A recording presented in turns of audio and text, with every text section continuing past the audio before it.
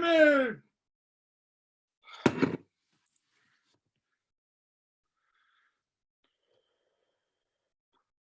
Tim!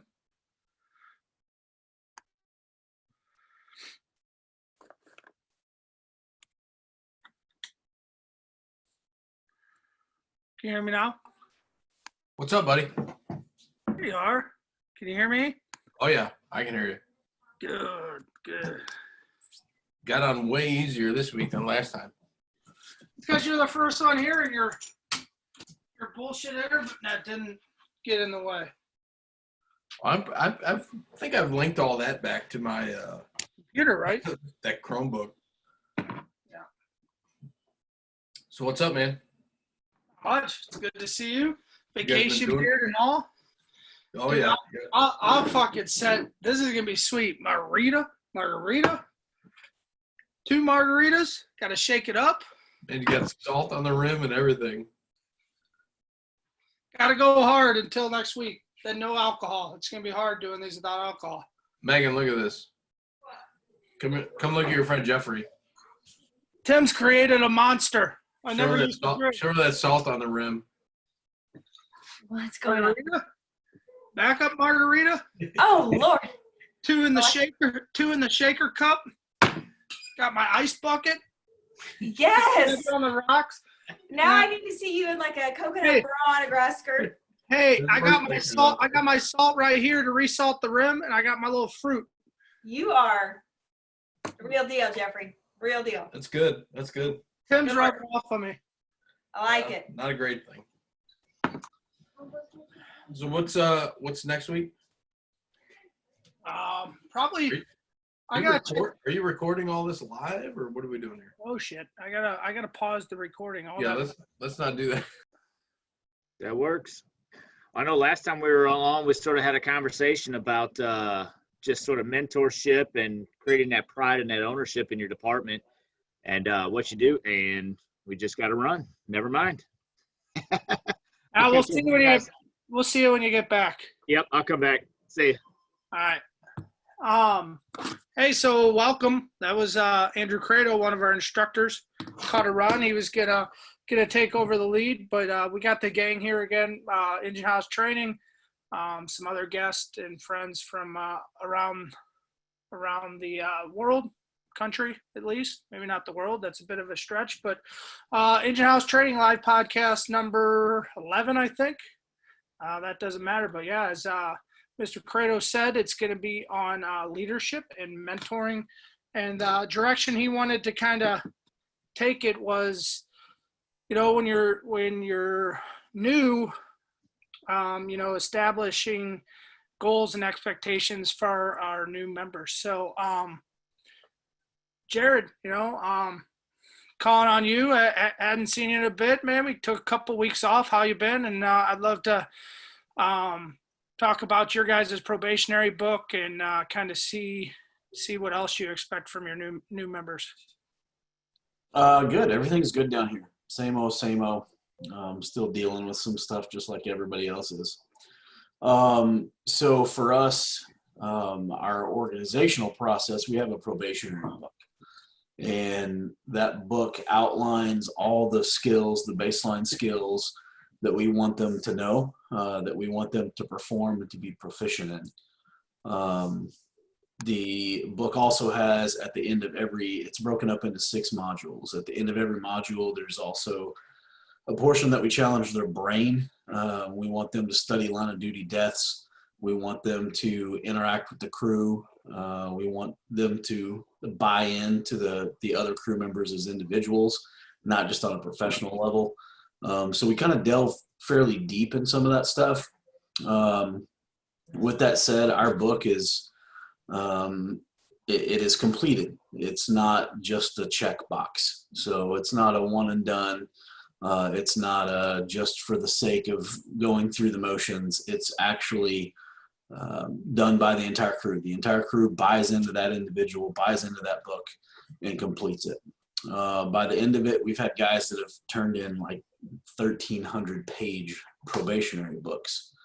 We want them to self-study a lot. So they actually know Andrew Fredericks, the Book of Andy. They get deep into that. So we push them in directions and then kind of let them go on their own in some of that. But outside of that, it stays pretty structured. For me, I think, and I switch gears a little bit. One of the things that I did for new guys, whether it's a probationary guy or just another guy, it felt very juvenile at first, but what I did is I wrote all my expectations down on paper. Like I said, it felt juvenile. I felt silly doing it when I first did it. Turns out that's one of the greatest things I've done because it's twofold. It helps me hold them accountable, and then it helps them hold me accountable. So not only are they accountable to me with their actions and what we've outlined and agreed upon, but then they can hold me accountable to say, hey, you didn't fill your role. You didn't fill your duty like you said you would. I needed help here and you didn't give it to me. Whatever the case is, it gives them the ability to come back at me and say, hey, you need to step up for me. So it felt silly at first. It's actually worked great. No, that makes complete sense. And I know it's not out yet. We tried to get it out for this last recruit class I just did, but I borrowed your guys' book among others.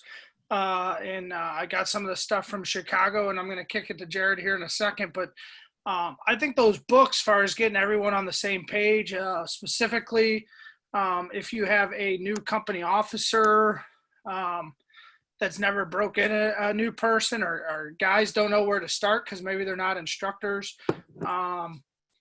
having that written reference material in front of them, I think is awesome. And that's why we're trying to implement it on our job. And hopefully that gets going for the future. It also, I think you mentioned it, it gets everyone else buy-in, and it gets the whole company out training. So, Michael, I'd love to hear your opinion on it. I know I also had your guys' book from Chicago. So why don't you kind of give us some Mike Torresisms?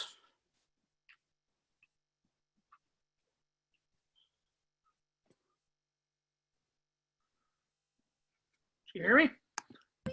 I didn't hear the question, Jeff. I'm sorry. Just we were talking about the Proby books. So talk about your guys's and talk about how you personally, your experience as a new guy, and then your experience breaking in what I'm sure is several new individuals by now. The candidate manual is fairly new.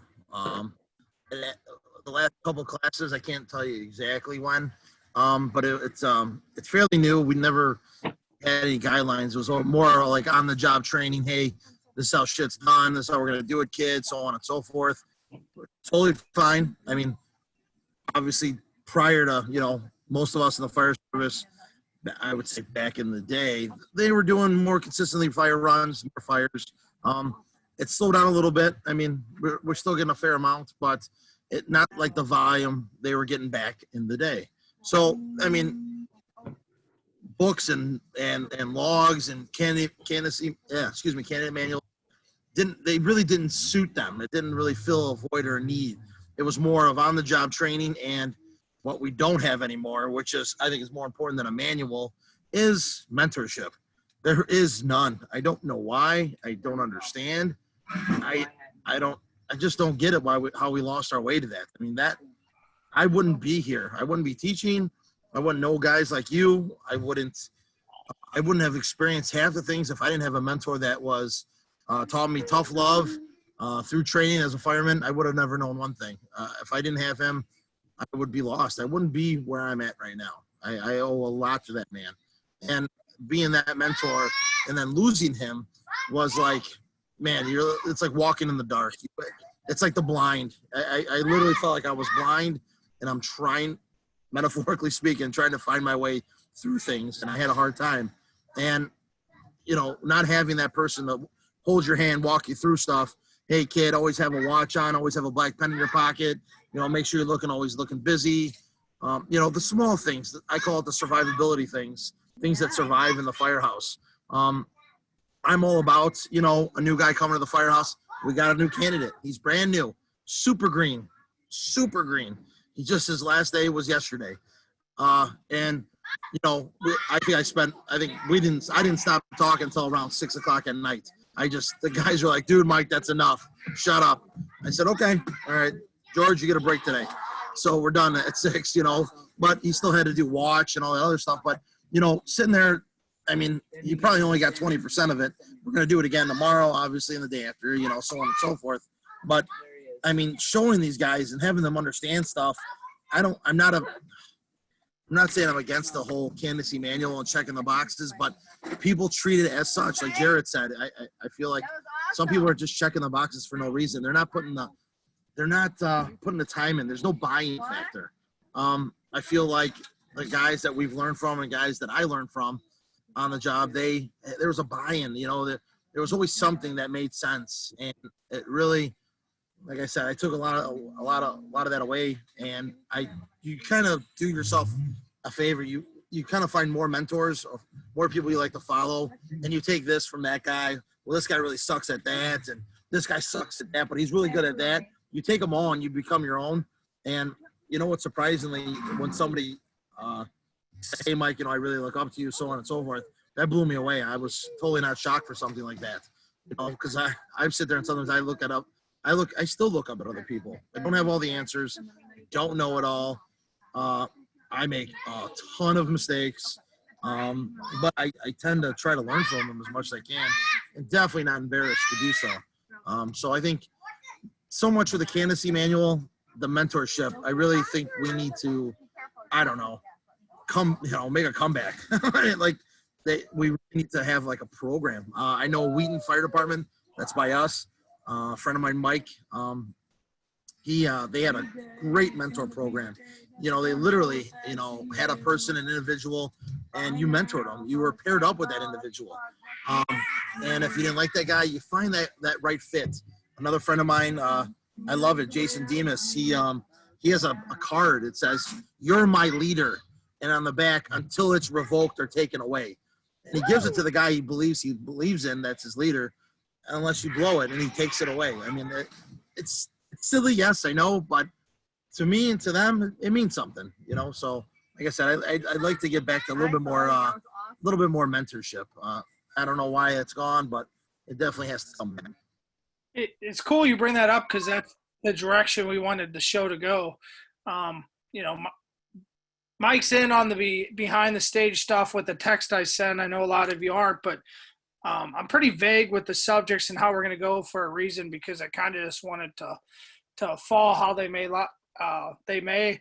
There's no outline or anything. So it's cool you went there because at some point, hopefully Credo gets back from his run and he's going to talk about the program they're starting to implement. But we are blessed tonight anyway to have the big man with us for the first time of this live podcast series, the Jason Hovelman, everyone, the lead owner of Engine House Training. So I'd love to get your thoughts and opinions on this, from mentorship to you know, breaking in new people and all that stuff in between.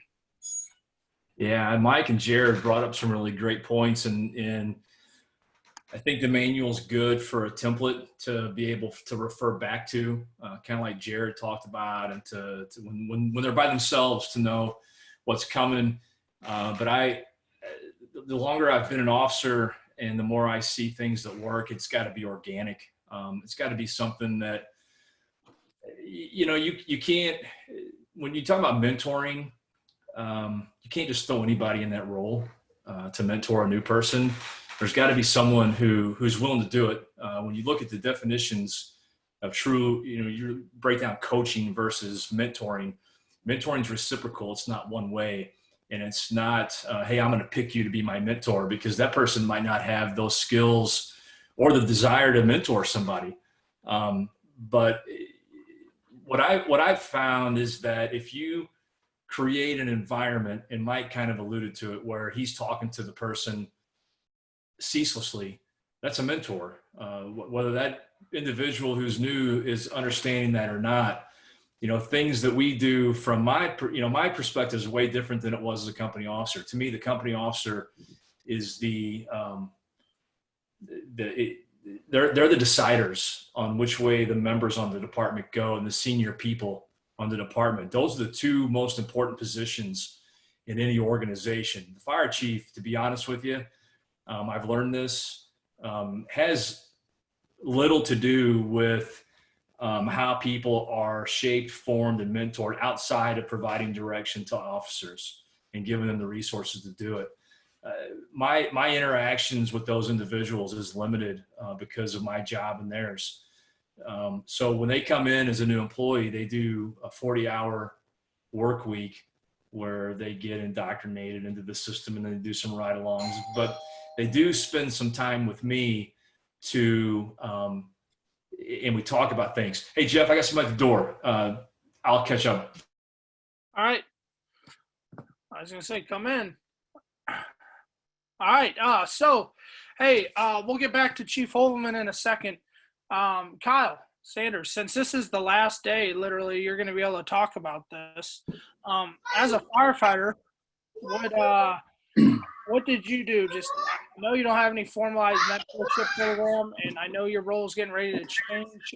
Congratulations, Lieutenant, by the way. But as a firefighter with the senior man, what were you trying to do with mentoring new people? Well, we do have a book at Metro West, kind of along the same lines like Torres and everybody was talking about. Ours is still being worked on and tweaked quite a bit, and one of our captains is kind of owning that and building a lot into it. When we first got this thing, it was huge. It was this massive book, and then a couple of the first new guys I got as a senior guy that a guy kind of took underneath my wing. You hand out this huge book to them on their first day, and it's kind of intimidating for a new guy to look at, but it's more or less what I found it to be for us. Yes, it has the check boxes of, hey, you need to be proficient in these skills on the ambulance, you need to be proficient on this stuff, but it's more of like review is almost what I've turned it into for the last few guys I have of, you know, I will sit here with you, we will go through all this stuff, we'll work through all this stuff. And kind of did the same thing like Torres said. I spent a lot of time just sitting and talking. Like the first couple of days, ours is set up, you come in, you do an admin day, you ride around with the chiefs, they take you out to lunch, you do all kinds of fun stuff like that, they get you your uniforms. And then you do your first 3 rotations with us. You're just an extra person on the shift. You don't count as manpower, you don't count as anything else, you're just the extra guy on the shift. And that really gives us time to sit back, we get to know you, and that's 3 shifts, and we work the 48. So that's 3 full rotations that you're just the extra guy in-house. We can break it down and go through everything with you. What I've started doing is all of our new guys go straight to the ambulance. So I've given up truck days and worked on the ambulance just to make sure taking ownership is what I found of that guy. Like, hey, this is my new guy. He's on my shift. I'm not going to let an overtime guy come in and train my new guy. He's mine. I give up the truck days and I work with him for these 3 full rotations to make sure, hey, this is how we do stuff here. This is how I expect stuff done on my crew, and this is where we're going to. And that really helps me get to sit down and know him, get to know where he's coming from. We've had some guys that we've hired with a lot of experience. We've had some guys that have been green, fresh out of the academy that slid in and got a job. And all of them, and I hate to bring up the generational gaps with everything, but I mean, it's a true thing. We've had some guys came in from other jobs that have been super easy, that you can sit down and go through stuff and they know everything. And I've had other ones that I've had to explain what a chainsaw is. Better yet, point out that Lowe's is across the street and explain what a Lowe's store is. So that adds a whole new level of difficulty whenever you're trying to teach new firefighters about stuff on the job and just kind of working through everything. So we have the book, we go through it, and it's kind of each crew does their own thing. It's how much ownership and pride they want to put into their new guy. So I've kind of done the thing of, this is my new guy. Anything he does wrong, if he screws something up and, you know, you come in 3 months later and other crews are bad talking your new guy, well, that reflects on me. That's my responsibility to make sure that doesn't happen. So that's what I always tried to gear my stuff around. And never tried to let anything get to my company officer either. So with me being the senior guy, this is my new guy. I tried to handle as much stuff as I could. If I had to go to my company officer with like, hey, I've got some major issues, then I've done something sideways somewhere along the line that something's gotten out of my control. So it's a huge pride and ownership thing that I've kind of taken along with me.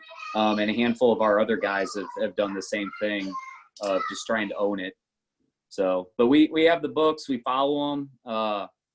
And then, like I said, when ours built out, they've added a lot of our policies in there. We do bathroom drills. Those all got added in there, and just a handful of other stuff. And it's more of just the go back and review that I can, as I'm sitting here explaining stuff to the guy, he can open it up and he can go, okay, I see you guys did this drill here, and he can kind of go back and see everything on it. So that's kind of where our program's at. I don't know if Luke's on here, if you want to touch any more, because you got a fairly newer guy on your shift right now too that you guys are working with. Yeah, I mean, all the new guys are different. I mean, they all respond differently to things, different ways of teaching and stuff, and we've kind of figured that out. You also have to have that person on your shift that wants to be in that senior firefighter role too.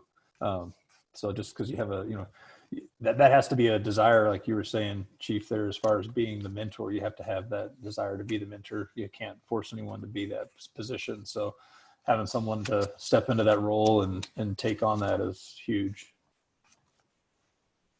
Couldn't agree more, Luke. You gotta, the informal leaders, almost when there's not a title put to it, the police have like field training officers.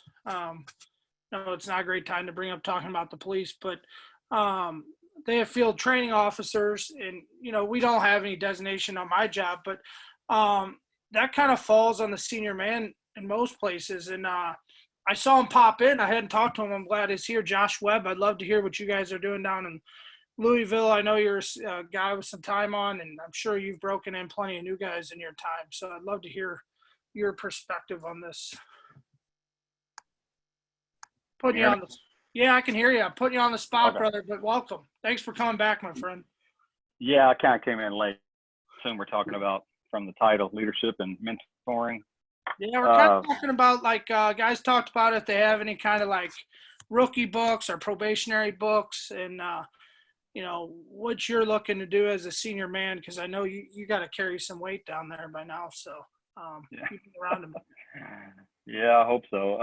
Yeah, I was I was a firefighter for 20 years before I ever got sergeant. So yeah, I had a lot of new guys come in under me on a truck and on an engine. But yeah, like when guys get out of drill school, we give them a recruit manual, and it's a booklet, kind of like what I heard somebody else here talking about, and they have to go through that booklet and fill it out. Covers damn near everything from SOPs to calling in sick. So I don't really help, 'cause honestly, I mean, our job, guys, just for guys' books to just fill up, you know what I mean? I mean, guys are rarely looking stuff up. I mean, to be honest with you, they're just kind of copying off of other people's books.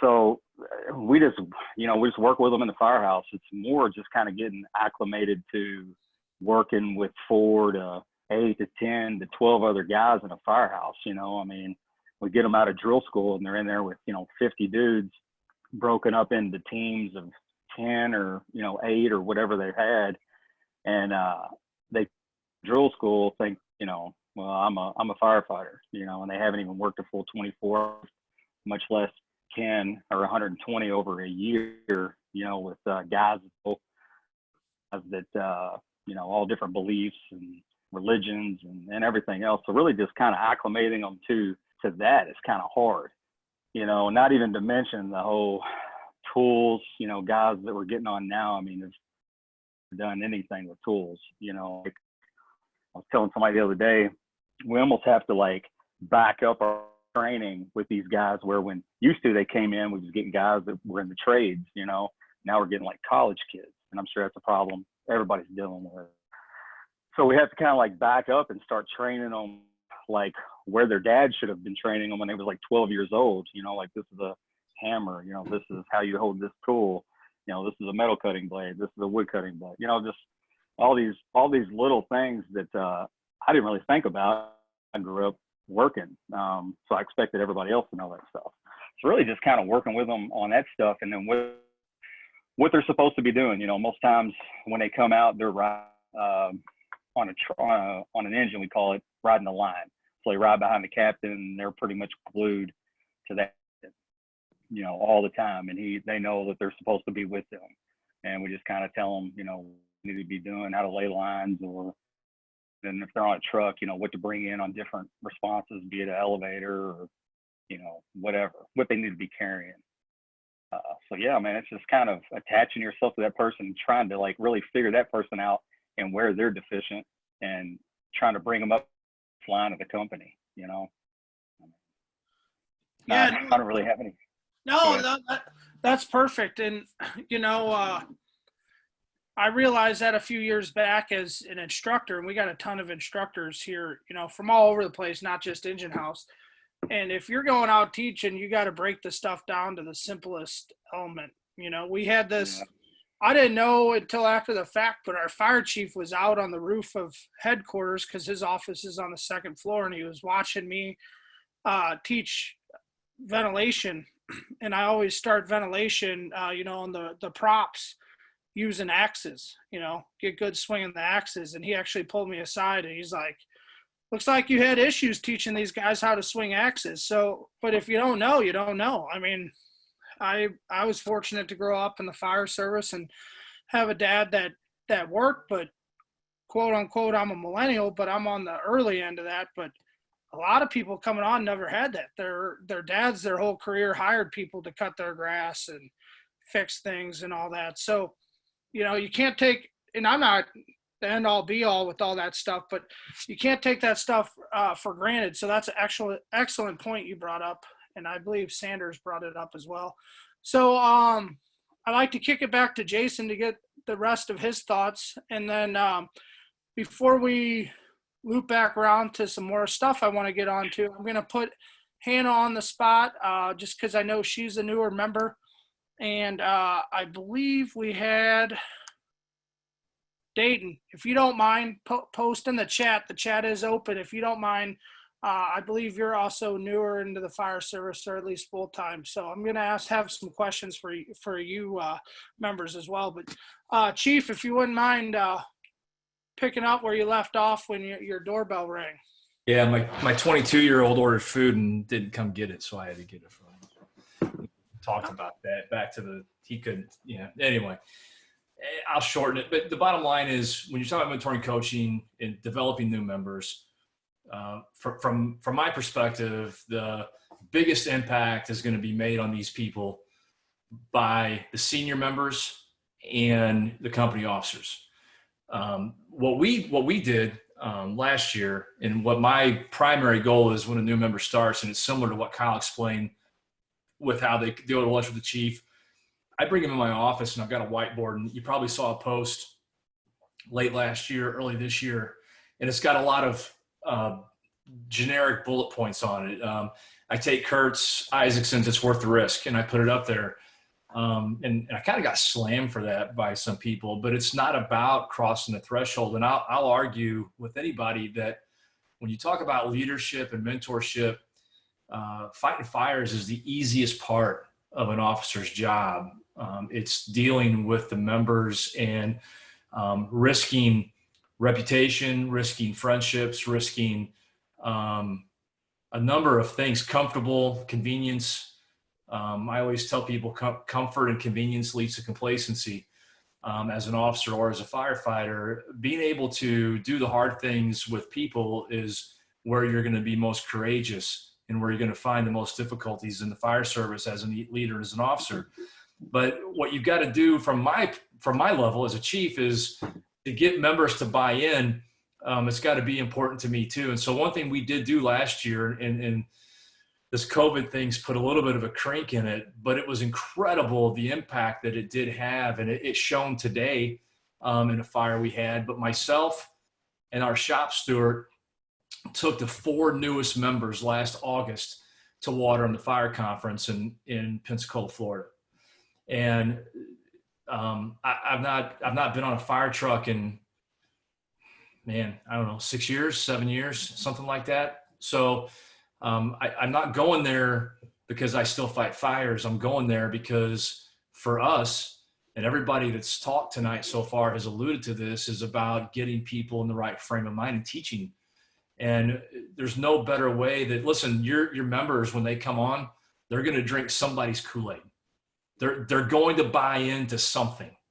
And you as an officer or as a senior member or as a chief have to decide if you're going to be engaged enough to make that buy-in or the drinking that Kool-Aid the right stuff.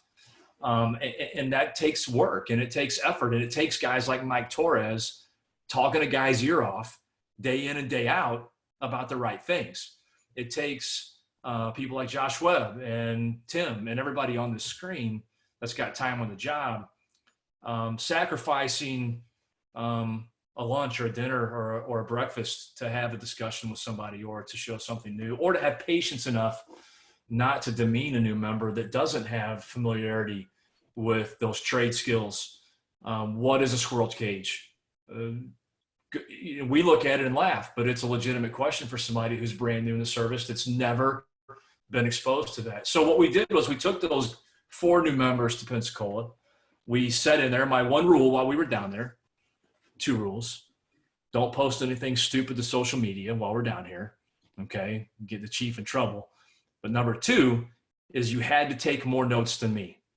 And I take a lot of notes. Kelly was there, and he can talk to the impact that you could see on those 4 members watching and sitting in those classes. And my 4 members are just like Kyle's. They're on the ambulance every day for probably the first 10 years of their career, but we let them fight fire. We give them a can on their ambulance. They get a tick. They get New York hook. They get a Halligan bar. They get a pig. They are expected to fight fire if they're on the road, and it's appropriate. And I can tell you, since we went to that class, I've had probably 3 of those 4 or 5 new members first in on a fire that was able to be handled with a can, and they didn't hesitate. And a couple of years ago, we had an ambulance crew VES a victim successfully from a house fire. So I think you build that culture, and my job is to provide that opportunity, but the real mentoring on day to day comes from, okay, I provide that environment and that direction, and the officers and senior members facilitate that and drive those things home day after day after day. And the important thing that happened with that class is they saw fires, they saw the examples that were taught in that class, they were given the latitude to use those skills without prejudice or questions, or we weren't holding them back because they're new and because they're on the ambulance. And that's just an example of how we've tried to create that mentoring and coaching in our fire district. And we still have work to do. And Andrew in the training division, if he comes back, can speak much more on what they're doing. But, as a chief, if we're honest, my reach is limited. I do go down the hall every day to the kitchen a couple times a day. But it's the company officers and senior members that are really making the big impact.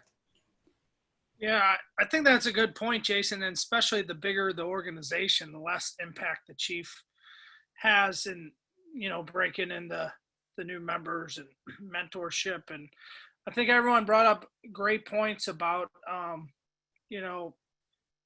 if someone doesn't step up and do it the way you think it should be done, then you can't really complain when the person's not trained the way you would want it. So with that being real quick, who is that? I'm sorry.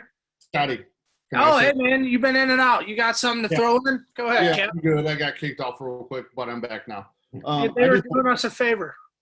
I just wanted to say something that, and I know I've talked to Kyle about this before, but with the crew that I had before, I was lucky enough that when we got a new person, obviously they're going to their first 3 months are going to be on the ambulance, and then they get into a rotation 2 weeks on the ambulance, a week on the truck. And the crew that I had wanted to make sure that that person heard one single voice on how things are supposed to go when they're on the ambulance. So I had 2 guys that stayed with them for the first 3 rotations on the ambulance to make sure that they knew what was going on. And then within the first 48 hours, I'd have a meeting with them and tell them, hey, you listen to what's going on with these guys. The first month, you worry about the ambulance, because the ambulance is going to be your priority for however long, because we run 75-80% of our calls are EMS. And after the first month, after you get comfortable with everything on the ambulance, how to run the computer, how we run our calls, knowing our policies, procedures, standing orders and all that, then we start throwing stuff with them at the firehouse or on the fire truck, because I don't want to overwhelm them with, all right, this is how we pull a line, this is how we load this is what we do. I make sure that they get comfortable within the first month and at least be able to get their feet settled, because I don't want to throw so much at them to where they're just have this deer in the headlight look with them. And then after about a month, then we start throwing stuff at them with the fire truck. All right, this is our loads, this is our cross lay, this is our front bumper, this is what we're going to start doing on fires. So that way, when they start getting on the fire truck after 3 months, they have some exposure to that. Right, wrong, or indifferent, but it's worked with what we've done, and everybody has a different way of doing things, but that's the way the crew that I had wanted to do it, and they did it as a consensus, and it seemed to work out. Hey, Jeff. Yep. Hey, I like kind of what Scotty's talking about. Sounds like, like prioritizing like what you're going to be throwing at these guys when they come in, kind of, right, not overwhelming them, correct? And it's kind of something I've always looked at too. So like the first day, radios, because we don't ride ambulances in Louisville, so that's not an issue that we deal with. But I try to look at, what's the most important thing that they may deal with tonight and be on their own, so do they know how to do a Mayday? So that's first day in the firehouse in the morning, get the radios out, because communication is so important, So that's something I've always tried to kind of go over with them in the mornings when they first get there. Very first day. So I'd be interested in seeing like how you all prioritize, like what you're going to be teaching them, or if you even have anything that you have yourself. Our department don't have anything. I just kind of look at it from a standpoint of my own experience and training and all that, and what I think is important for my new guy to know. You know what I mean? Yeah, and we don't, and where I work, and we're working on that, and me and a few other guys, and I mainly stole what Jared and Torres and some other people gave me. I got stuff from Isaac Frazier and Rich Tall, and we were trying to make a book, so it was put together like, 1, go over this, 2, go over that, and this is what you need to know to get off probation type of thing. It didn't work out yet. It's still in the draft phase. Everything on a big department takes a bit longer than, some of the smaller departments where you can walk right up to the chief's office and try and get something done. But it's interesting you brought up the radio thing, because I wish Chad or Paul or one of those guys were on, because they had a newer member. They did radio drills with her, and one of her early shifts, and I don't know if it was early on the job or early to their firehouse, they did radio Mayday drills, and that night she had to call a Mayday. and got rescued because she knew how to do the Mayday. So, Yeah. you know, that's all the stuff we're trying to get at, and you know, the importance of it, because there is a ton, and it's hard to deal with. And man, I don't necessarily know the right answer. I know Tim Schultz is back. He wanted to throw in a couple things with his vacation beard up there, but you know, we came under the same environment. And one thing I'll say is, at least in my mind, nothing against all the company officers that are on here, but I think it means more, and we'll ask the new people, I think it means more coming from privates and other firefighters that aren't getting paid to lead. You know, I think it means more when we take time, and I do it. I know Tim does it. I've witnessed it. I work with Tim every day. When we pull the new people aside and say, hey, this is why we do this. And, you know, I think it means more, and it's received better when it's peer on peer versus officer on subordinate type thing. You know, Jeff, if you can get your organization to lead at the lowest level possible, you're going to be a better organization, and your people are going to be better. It doesn't excuse your company officers from doing it, but when you got strong leadership at the lowest levels, I agree with you 100%. I think the organization is better, the members are better, learning is better. I think everything goes better when you have that. I couldn't agree more. I mean, we take it as our approach, and we're a bit different because only seeing, you know, more experienced members go to our truck, but we get plenty of new members on the engine in our house. But the less that goes up to the captain level, nothing against you officers, the better it is for all of us privates. I mean, I agree, Jeff. That's let everything handle on their level, and if anything needs addressed, then bring it to us. well, and you know, like anything else, once it gets up to the captain's level, he's by that badge he pins on every day. Certain things he is by law, by rule, by rank, has to take it to the next level. And I'd rather not put him in that position personally. With that being said, you know, Tim, I know you had a few things. I'd love to hear what you got. It's always usually well put together. I don't know about all that. You know, I've been writing all kinds of stuff down since people have been talking, and then crossing things off and putting more things in. I really do think, and I guess admittedly, leadership is one of the things that I kind of nerd out on. I read a lot of books. I do all kinds of research, and I openly realize that you can read all the books and you can do all the things, but until you start enacting those things, it's really all for nothing. I mean, you can read 1,000 leadership books from the best leaders in the world, and until you're able to enact that kind of stuff and actually communicate, whether it's a millennial or a 40-year guy or whoever it is, and a guy going through a divorce, I mean, you have to be able to communicate with all these different types of people and actually get through to them. And I think one of the biggest things and it's so easy to do every day is to just be you, and to go into every day being yourself. And the things you preach and the things that you say, you have to practice those things. I always tell new guys, you can't fake the hustle. If you want to work out with me, that's fine, and you can work out with me, but let's see where you're at in 6 months. Are you still coming back in a year? Are you still coming back in 2 years?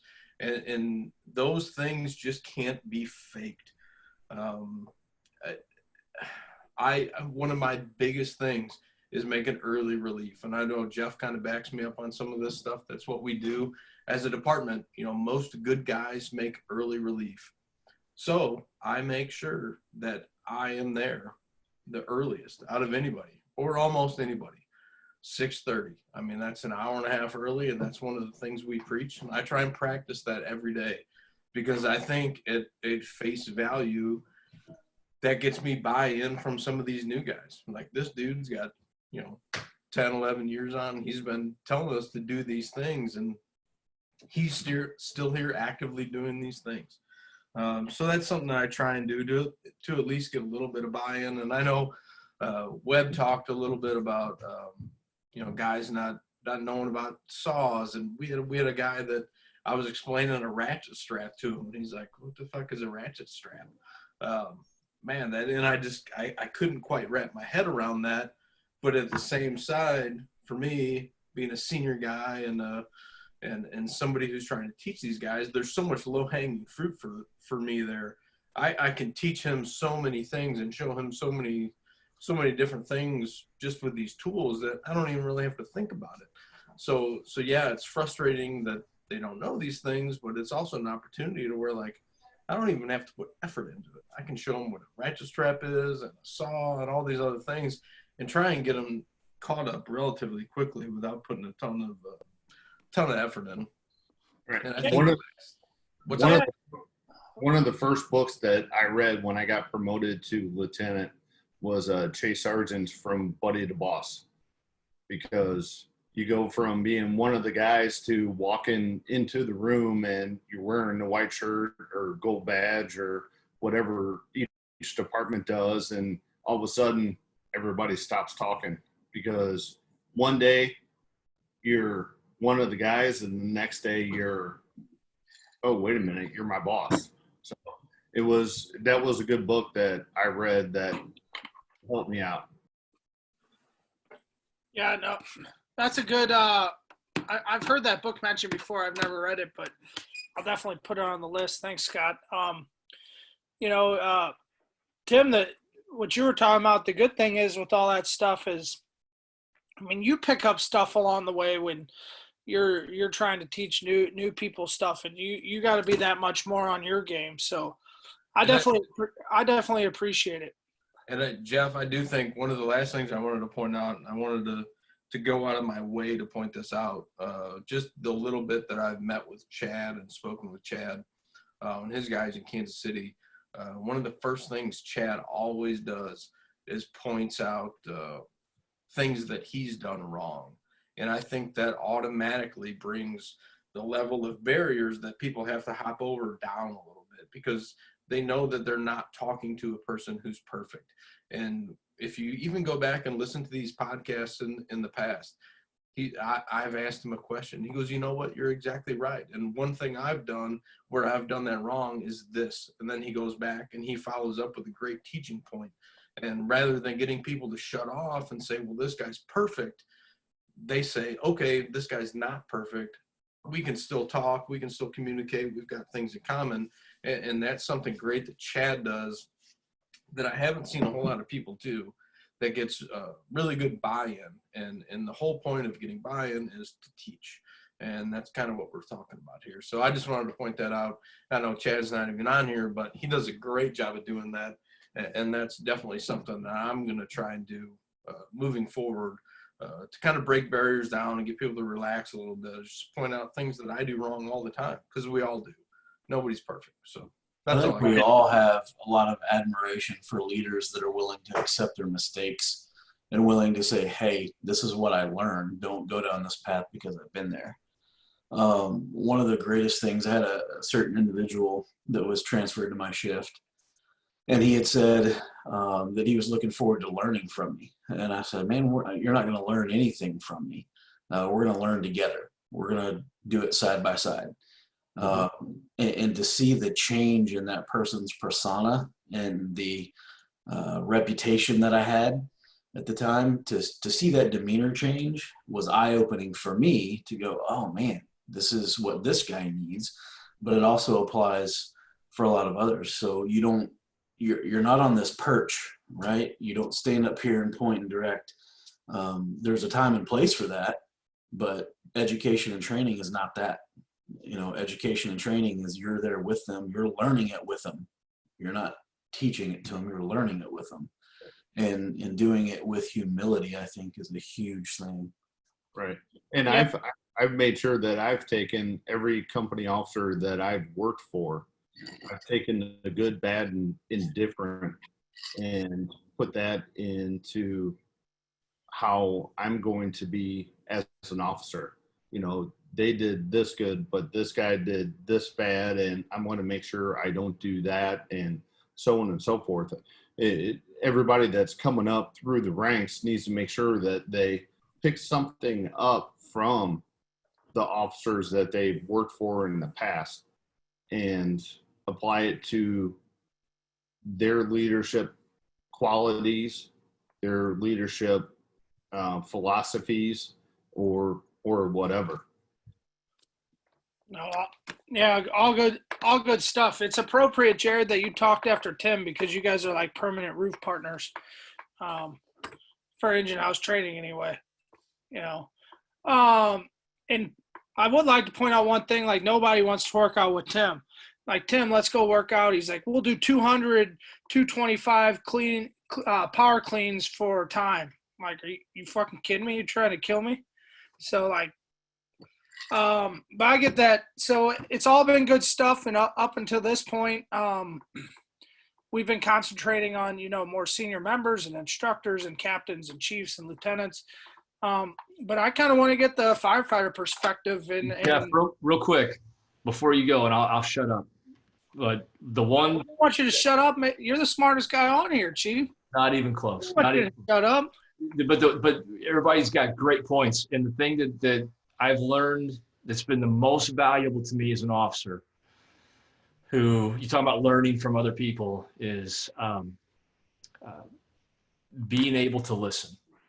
And as a leader and as especially with new members, don't discount their questions. Don't discount their curiosity, their inquisition. It seems sometimes to some people, they seem like they're being disrespectful or coy or sarcastic. But the truth of the matter is, and Josh brought it up earlier about equipment and tools, they really don't know. And the one thing that I've learned, and even new company officers are younger.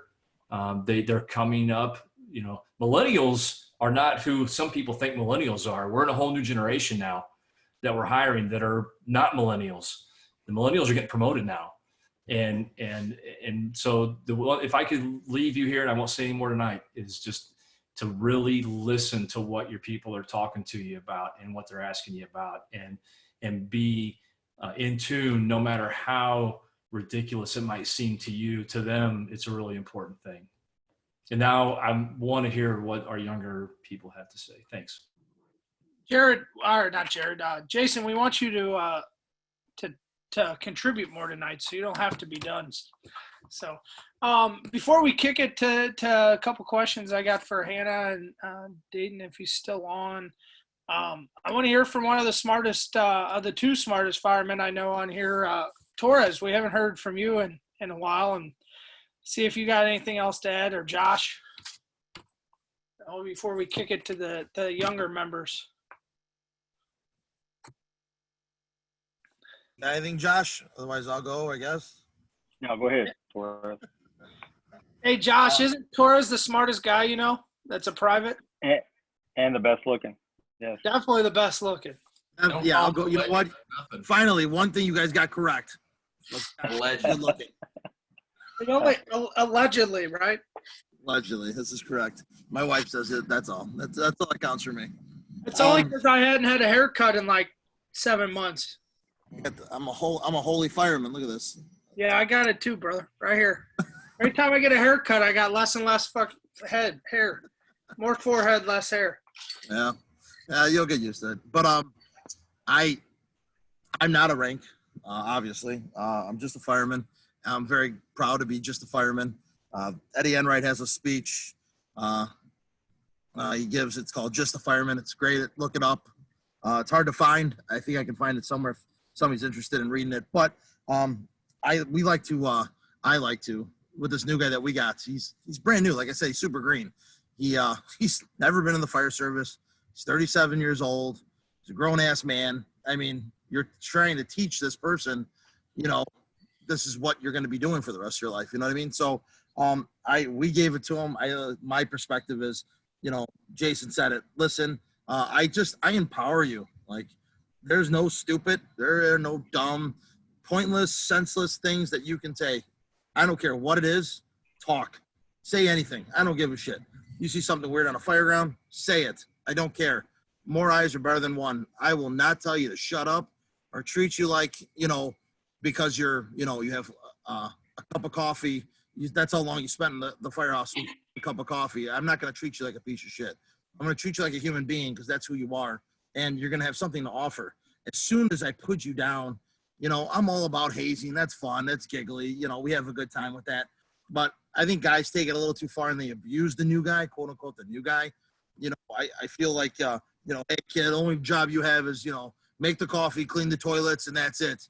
You know, like, Jesus Christ, why don't you teach them to do the job? I mean, for every one stupid ass thing you tease them with or jag them off with, maybe you should give them one, you know, productive thing for like job information to do, you know?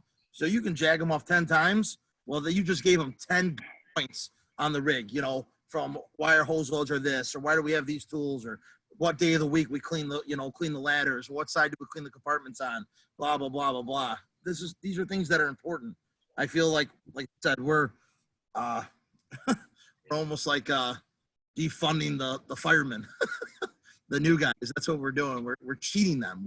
We feel like all the information that we have at one day that these guys are going to be really smart. They're very educated. I have to say the guy that's new, he's definitely smarter than I am.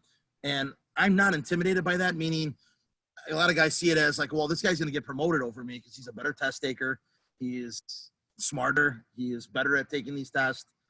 You know what? Okay. All right. You know what I mean? But you're going to need me. You're going to need guys like us that are on here. You're going to need us to, you know, when they're in a jam, they don't know what to do. They're going to take that seasoned guy and somebody that has that little bit more wisdom, you know, like Josh Webb or, you know, Jason, you guys, I mean, they're going to go, hey, dude, what would you do in this situation? And that's when, you know, it's on your side. You know, you're a little bit more empowered. I just don't think, you know, beating up on these new guys are the greatest thing to do. Like Jared had great points. I love what Jared says. I mean, I wish that, you know, being humble is probably one of the biggest things. Jason listening, but I try to just empower the guy. I empower the new guys to do something.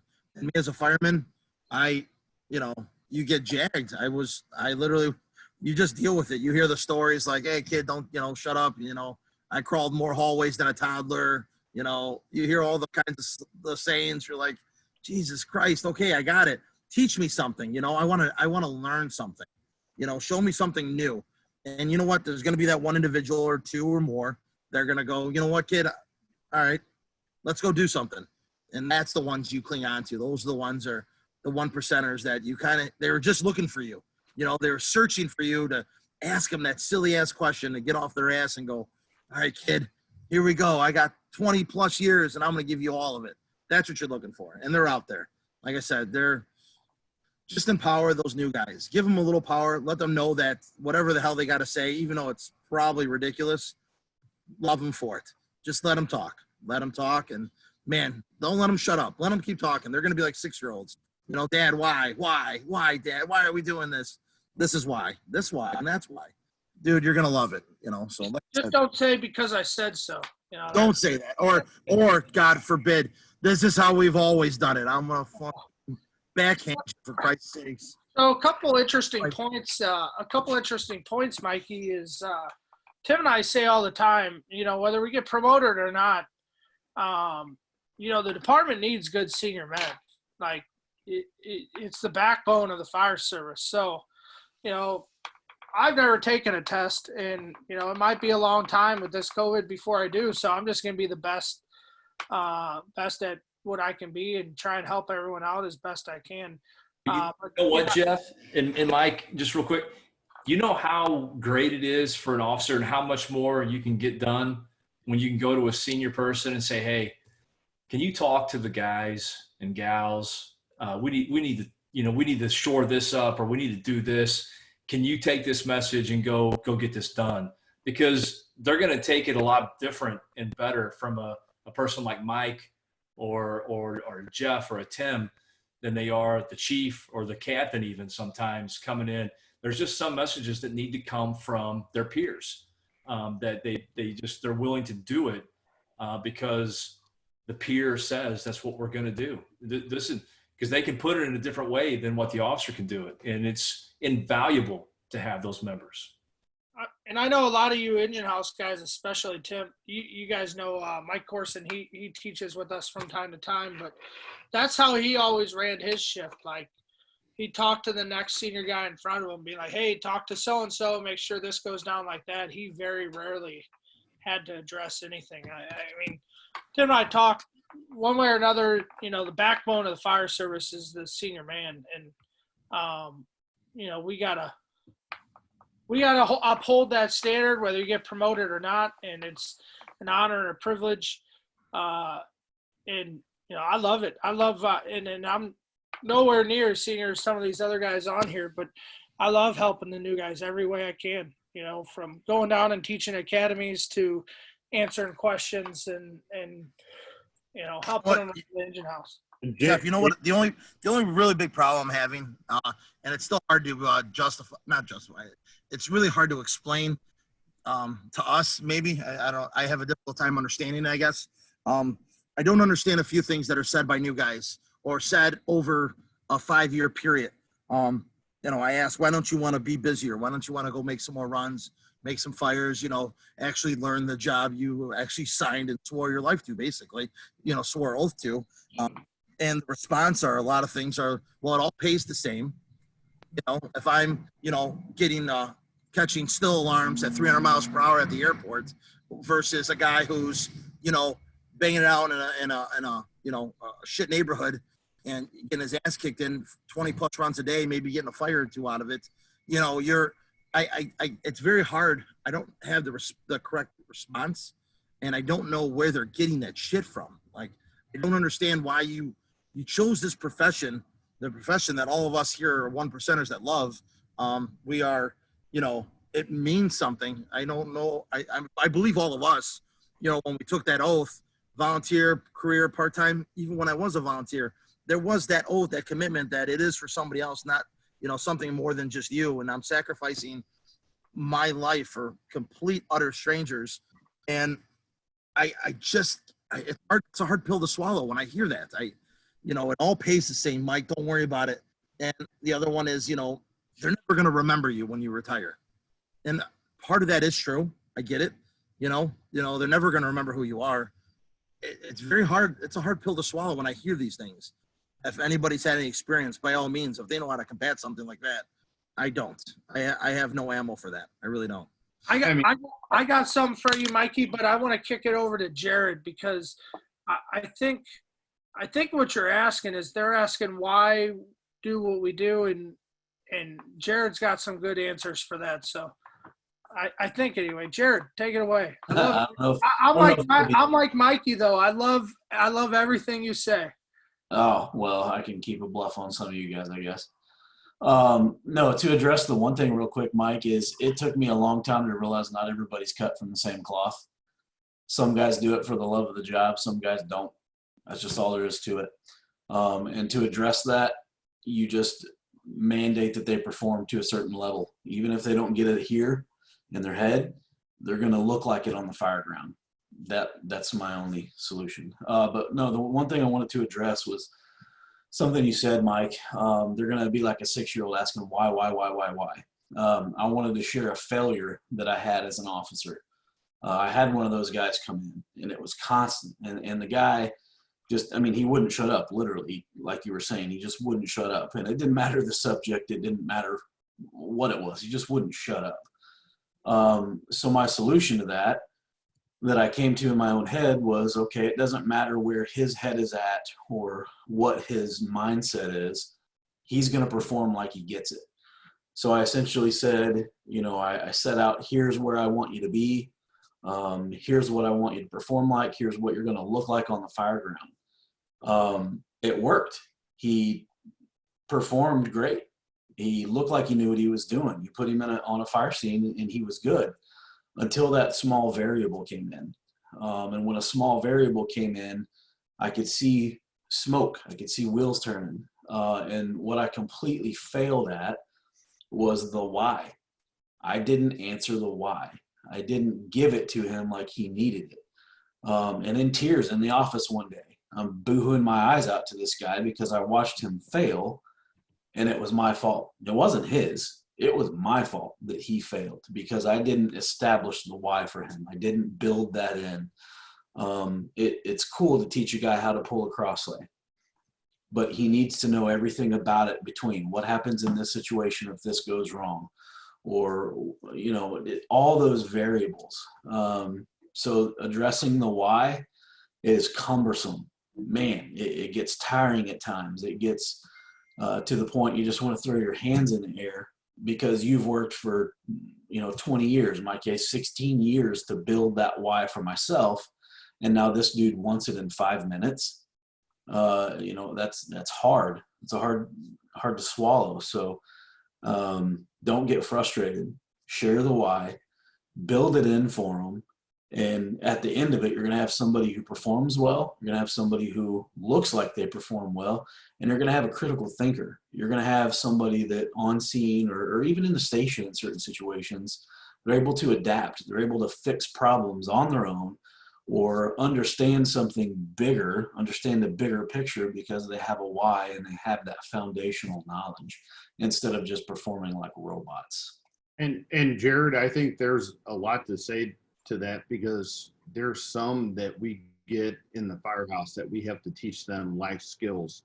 Like they're coming straight from living with their mom and dad and they don't know how to do anything. I think Josh said that earlier with running a chainsaw or Tim said it with a ratchet strap and all this and that. And we're not only teaching them what we're doing on the job, we're teaching them life skills also.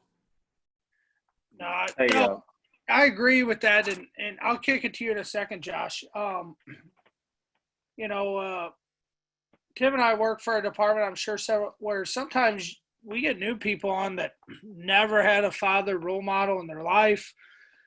They were even lucky due to circumstances, social circumstances, to get a job and survive to be 21 and on the fire department. But, so being able to provide that feedback and information and mentoring and steering them in the right direction means the world from them. Our buddy Tim, and it's been different with this Facebook Messenger. I'm getting text and stuff. So before we kick it to Josh, and we'll get it to the new people eventually, Tim from my buddy from Jeff City, none of us are as smart as all of us. And that's from Ken Blanchard, 1 Minute Manager. He says he uses that as a company officer and crew company level. It leads to buy-in from all in a certain amount of ownership as the group. And it really helps. So, we're always better as a team. And that's why in the fire service, we should go everywhere as a team for the most part. So I wanted to throw that out there. And then I've gotten several texts and information on wanting us to restate the name of the book. It's in the chat, but if you're on Facebook Live, it's From Buddy to Boss. It's by Chase Sergeant. If you're in the chat, I believe Chief Holman posted that on the Amazon link. So you click that. I haven't personally read it, but I'm going to put it on my list. So with all that being said, got some of the housekeeping stuff out of the way. Keep the stuff going on the chat. Let us know if you have any more questions. And Josh, awesome. Who's the handsome fellow you got with you, buddy? Yeah, he knocked all his, give him a big smile. He knocked all his teeth out. All he wants for Christmas is his front teeth, right? Yeah, well, all he wanted was some ice cream at 9 o'clock in the morning and fell off the freezer and busted his teeth out. But anyway. It's a good thing. I want to say one thing, Josh, before you get going. It's a good thing he got his mama's looks. Yeah, no doubt. Yeah, I'll say, kind of we were touching on having these new guys and employees in general throughout their career, finding this passion, and becoming, like somebody said, 1% or whatever. But we're never going to achieve that, until we get companies, the whole company preparing, for when a new guy comes out. Is what I find is, guys are like I've always been at good companies that have trained even when there wasn't a new guy there, right? So when we did get a new guy, we were prepared. We were already doing it. We were prepared to answer his questions. We knew how to train him. We knew what to train him on. But I've seen a lot of companies that aren't out there doing that on a regular basis. And then they get a new guy that comes in, and then they think they're going to be good at training this guy and bringing him up in the fire service to have a passion for it. And it just doesn't happen. It comes across fake. They're just not prepared. They don't have the right answers because they're not out there doing it themselves. I mean, that's been my observation anyway. I've just been lucky to be at, we all work at departments that have multiple firehouses, and we all know some of the firehouses are steeped in tradition and have good guys.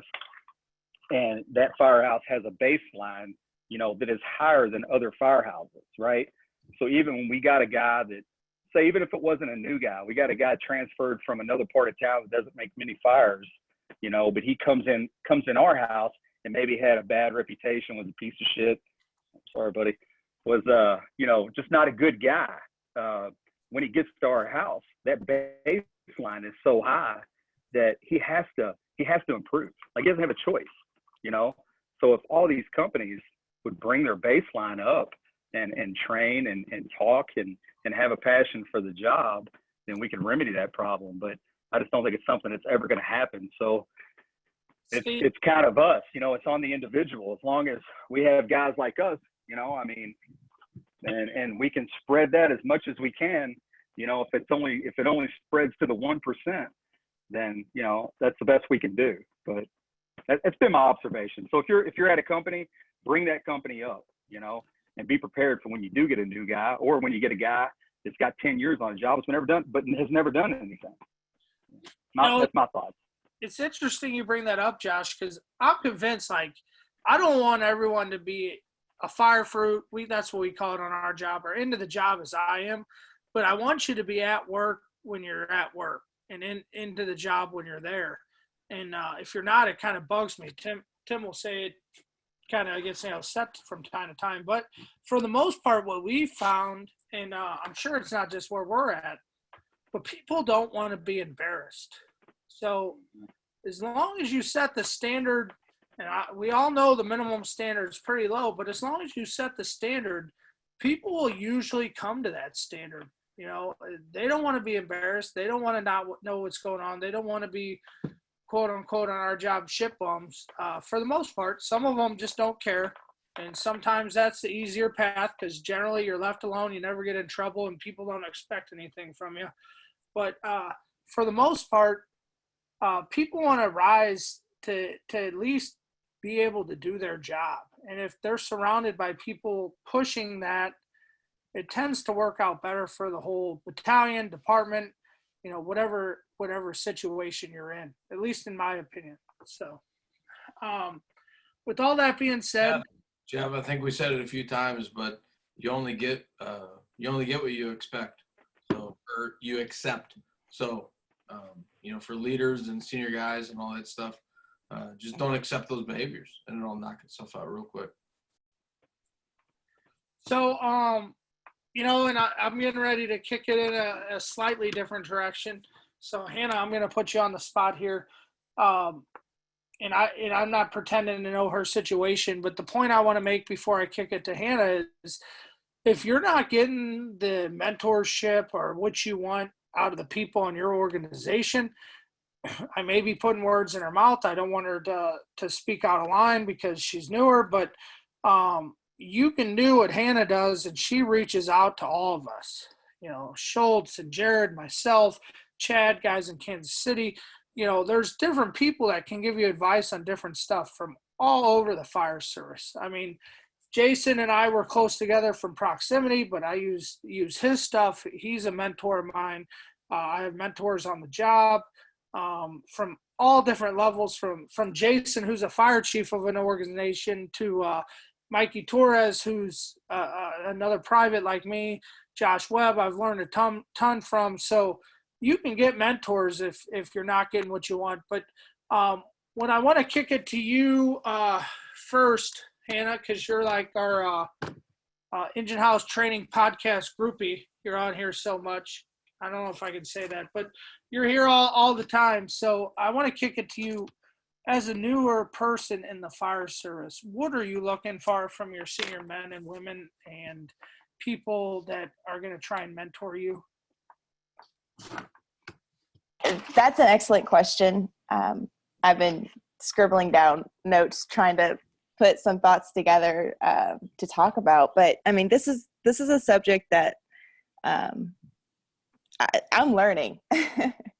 So yeah, we all are every day.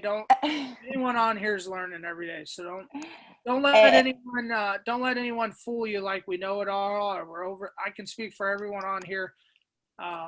You know, we're learning just as much as you are, Hannah. Just different things.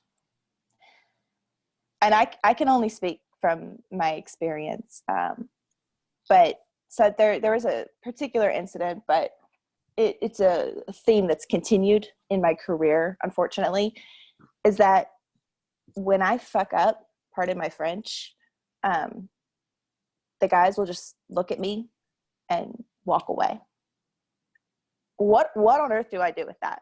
So for a long time, I didn't even have enough education to ask questions. I literally didn't know enough to formulate the questions to get the answers that I needed in order to perform the job better. All I knew was that I had a love for the job. I wanted to be better. I knew I was falling short. That's all I knew. It stopped there. Thankfully, the ball kind of started rolling. You know, I reached out to people, and in fact, this quarantine and Engine House and a lot of other things have really helped me, you know, round out my resources, looking into books, talking to people, you know, all that kind of stuff. But there's two phrases that I heard recently. One was from James Gearing, and it was moral injury. So what are you doing to your people as far as morale when you're not willing to teach them? And if you have a passion, like mine is ridiculous. I'm extremely passionate. And if I'm not allowed to express that, if I'm being, you know, disciplinary action is taken for training or this or that, you're driving someone away. You're putting a wedge where there shouldn't be one. So that term, moral injury, just it impacted me, and I'm still formulating that thought.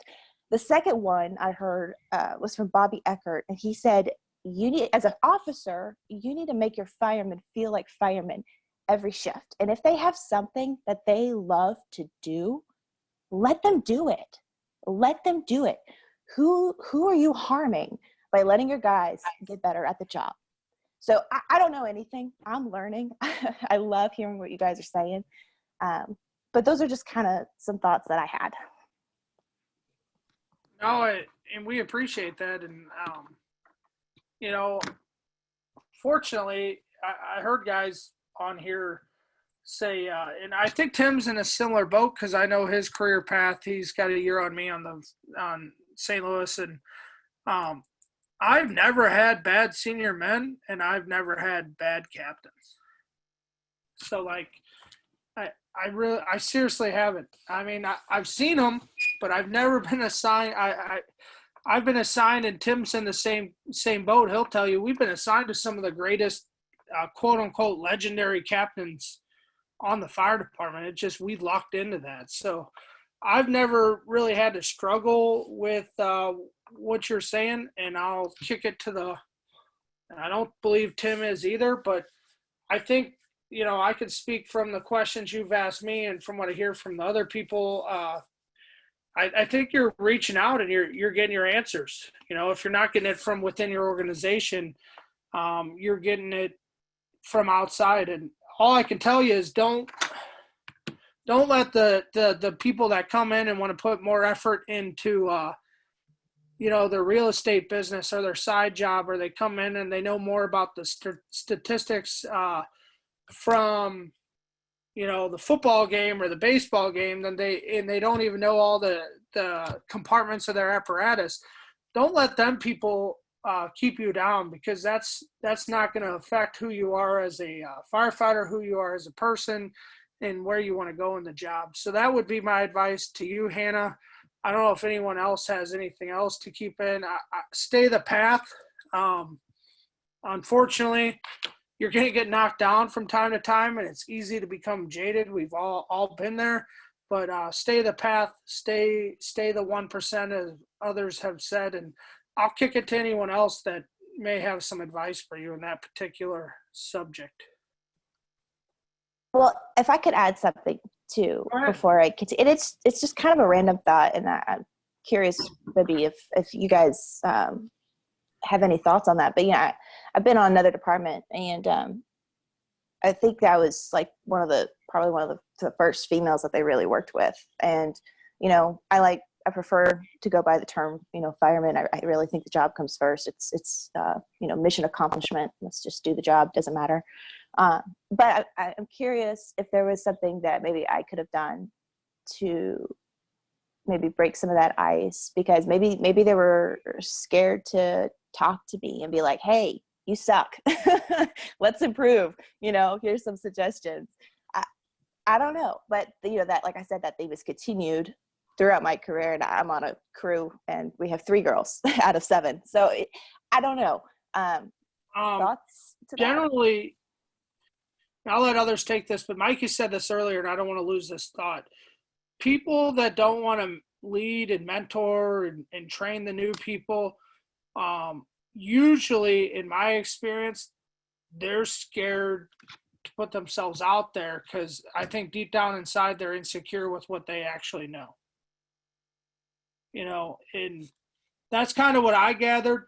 I'm not saying it could be right, wrong, and different. I don't know, but a lot of people just, in the same answer, someone, Mikey said earlier, that's the way we've always done it.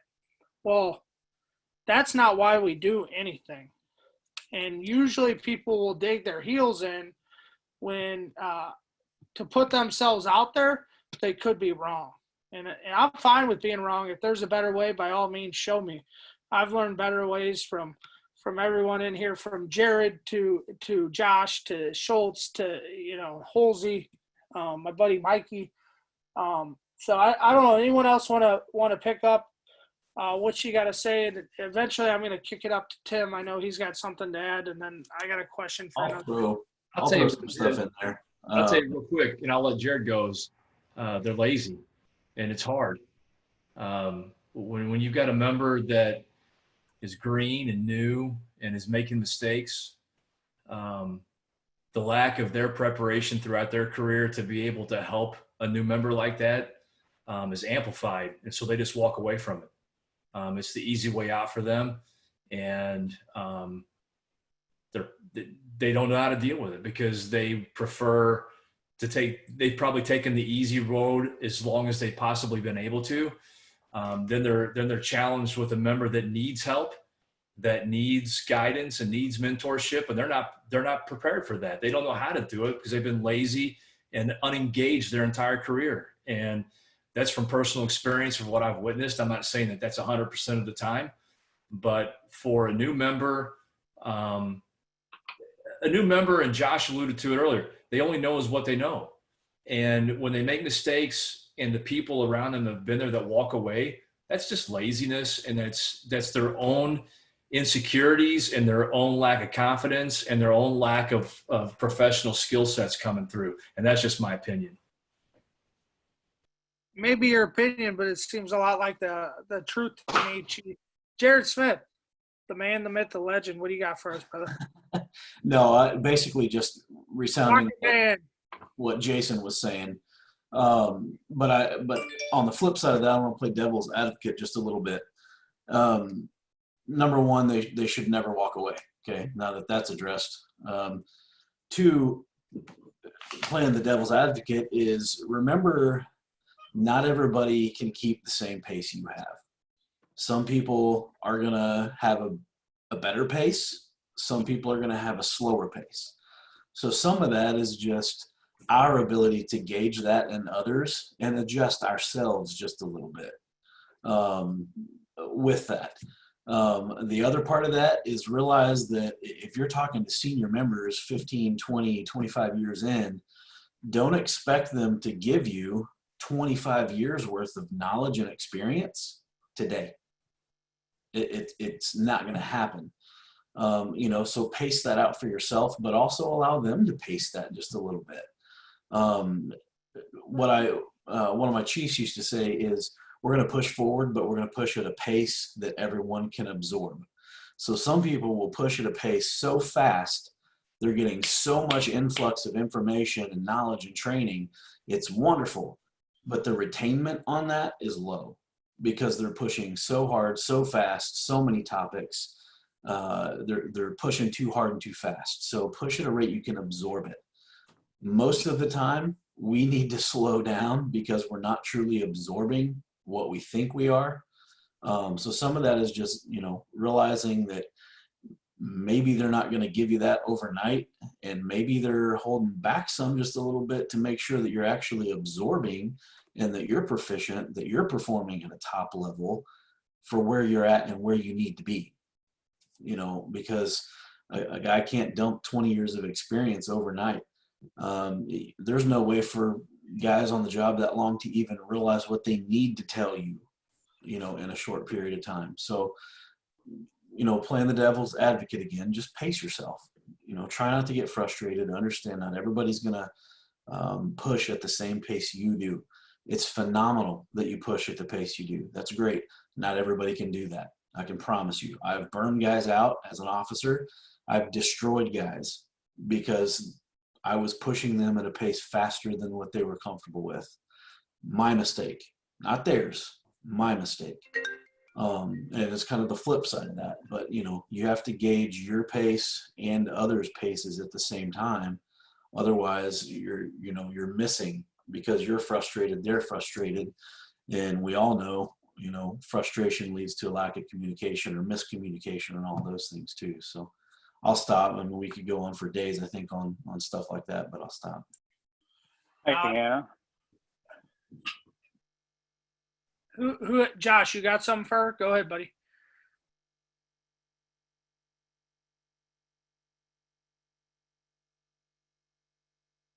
Did somebody have some? I think his internet froze because I could see his face, but he's not moving.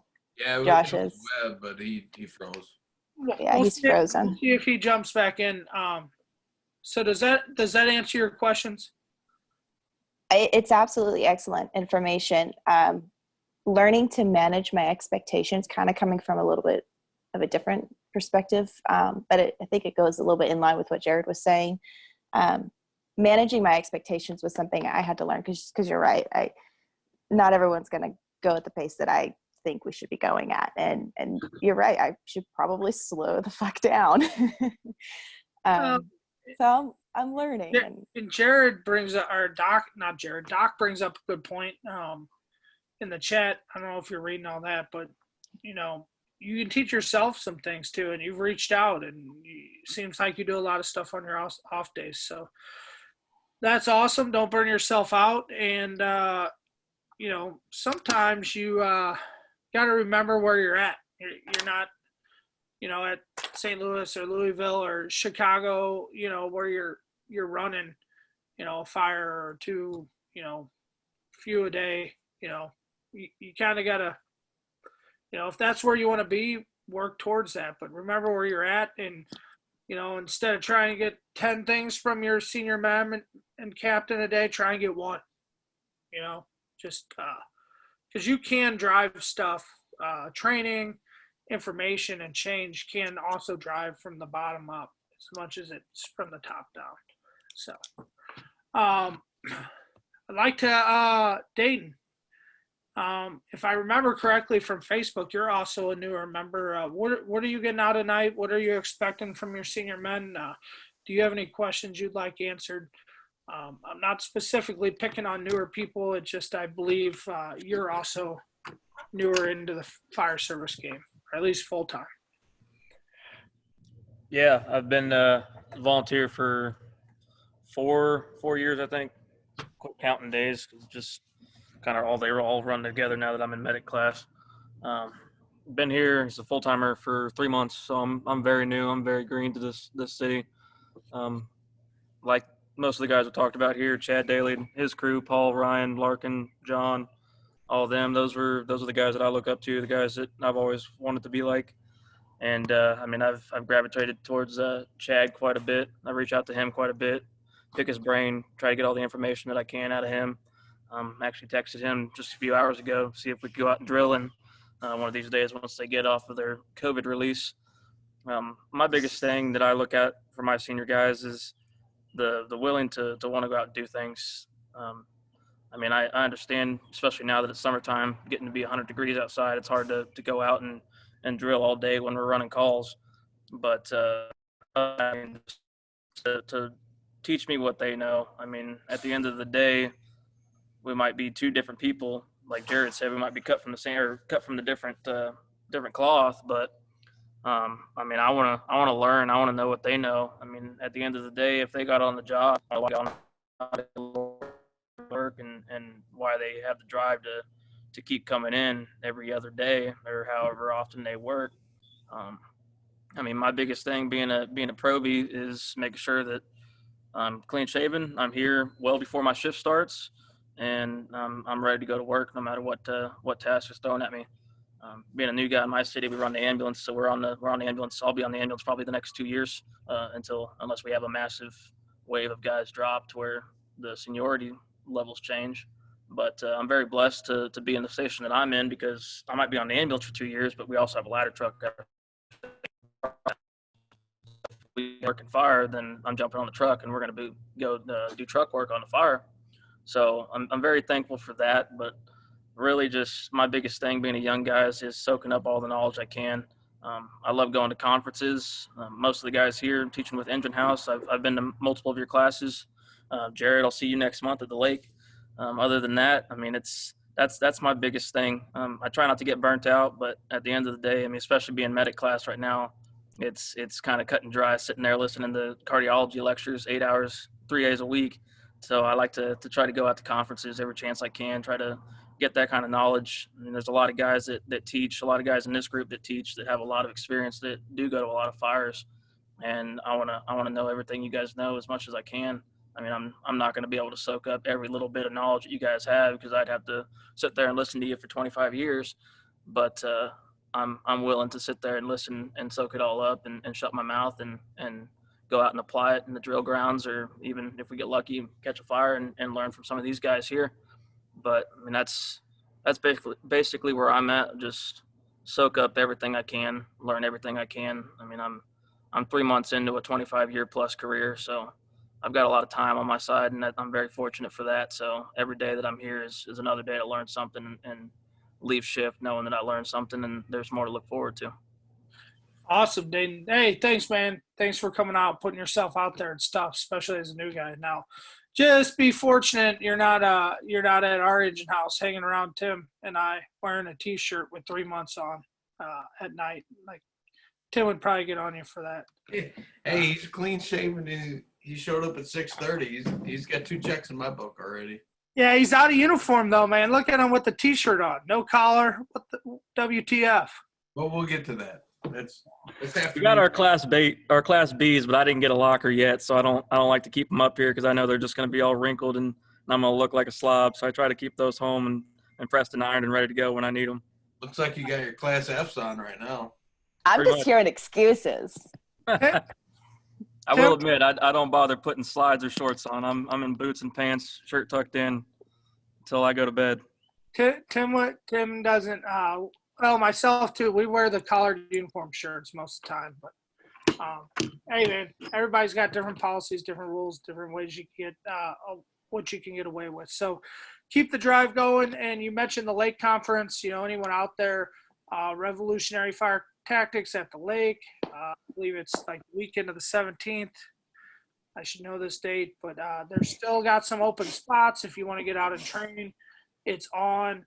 Jason's going to be there. Jared's going to be there. Tim's going to be there. I'm going to be there. We're working on maybe Webb and Torres. So whether we're there in a teaching capacity or hanging out, a bunch of us are going to be there. So if you're looking, I want to be the hangout kid. I want to be hanging out, Jeff. we're gonna get you. We're gonna get you to teach though. If you come up, you can have my spot teaching, right, Jared?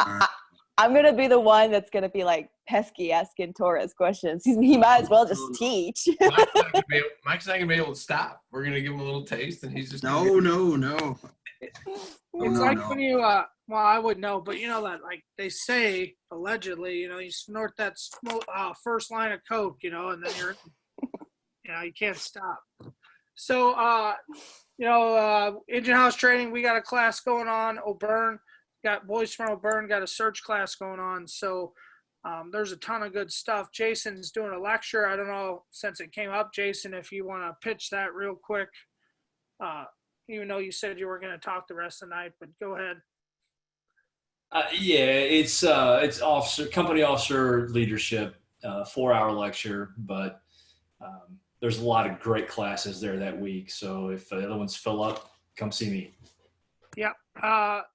Looking forward to it. I know several of us are going to be there and we're going to have a good time. So it's coming up about a month away. So perfect. Can I drive a boat, Jeff? Well, right now all my parents' boats are broken, but if they get them fixed, then you can drive a boat, buddy. Listen, I know enough. I can guarantee you'll at least drive a jet ski if you come up. Okay. You will drive a boat. All right. I know enough people. I'm pretty sure we could get you to drive a boat. I want a paddle boat with you, buddy. Does the engine house groupie get it on the ski thing? If you guys want to drive a paddle boat, we'll get you covered, man. We'll be good to go. Or at least a kayak. We'll get you at least a kayak. My daughter has this little plastic thing she stands on and holds on to where she can practice skiing. So maybe we'll get you out on that, big dog. So, hey, so Credo, you're back. I know you've been back for a little bit. I've been trying to kick it to you, but I kind of let these things run rampant, and the more margaritas I have, the harder it is to control. So, I know you're at work and you can't have margaritas, but I'd love to hear some of what you have to say, kind of bringing it back full circle, and then we'll conclude, get everyone's closing thoughts and round Be careful, Andrew. Be careful. Is this setting me up for something? Hey, Andrew, if you want me to boot your chief, I'll boot him. Oh, I don't know about that. It might cause me some issues with may cause me some issues with engine house stuff, but I'll boot him. But I'd love to hear what you got to say. He might cut your card off. It's all right. I'll figure it out. So, hey, I'd love to hear what you got to say, man. We've talked everything from what's expected, what new people are expecting from their senior men, what senior men are expecting, officers, leadership, and mentorship. But I know you have some thoughts on a mentorship program, so let's get after it, brother.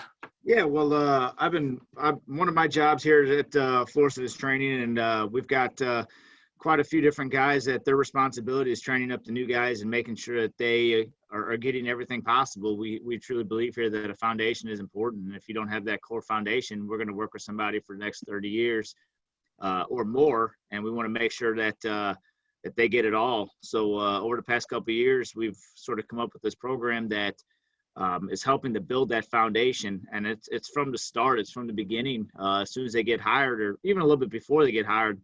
The last, I want to say 14 or 15 people that we've hired, they've either been students, ride-alongs, or done something affiliated with us prior to even being hired.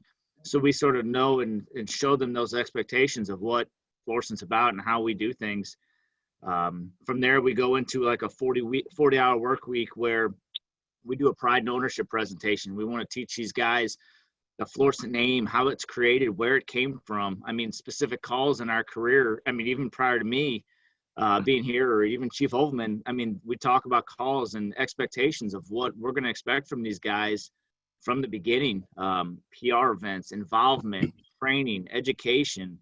And we go through the expectations. We set them up with what we want to do. And I know I jumped in a little bit when Hannah was talking about expectations and sort of slowing it down. I think it's truly key that with expectations, you have to set realistic expectations. I know me and Chief Overman's had multiple talks about that, about realistic expectations. And a lot of times you get kickback from people that, oh my God, this should be done faster. This should be done sooner.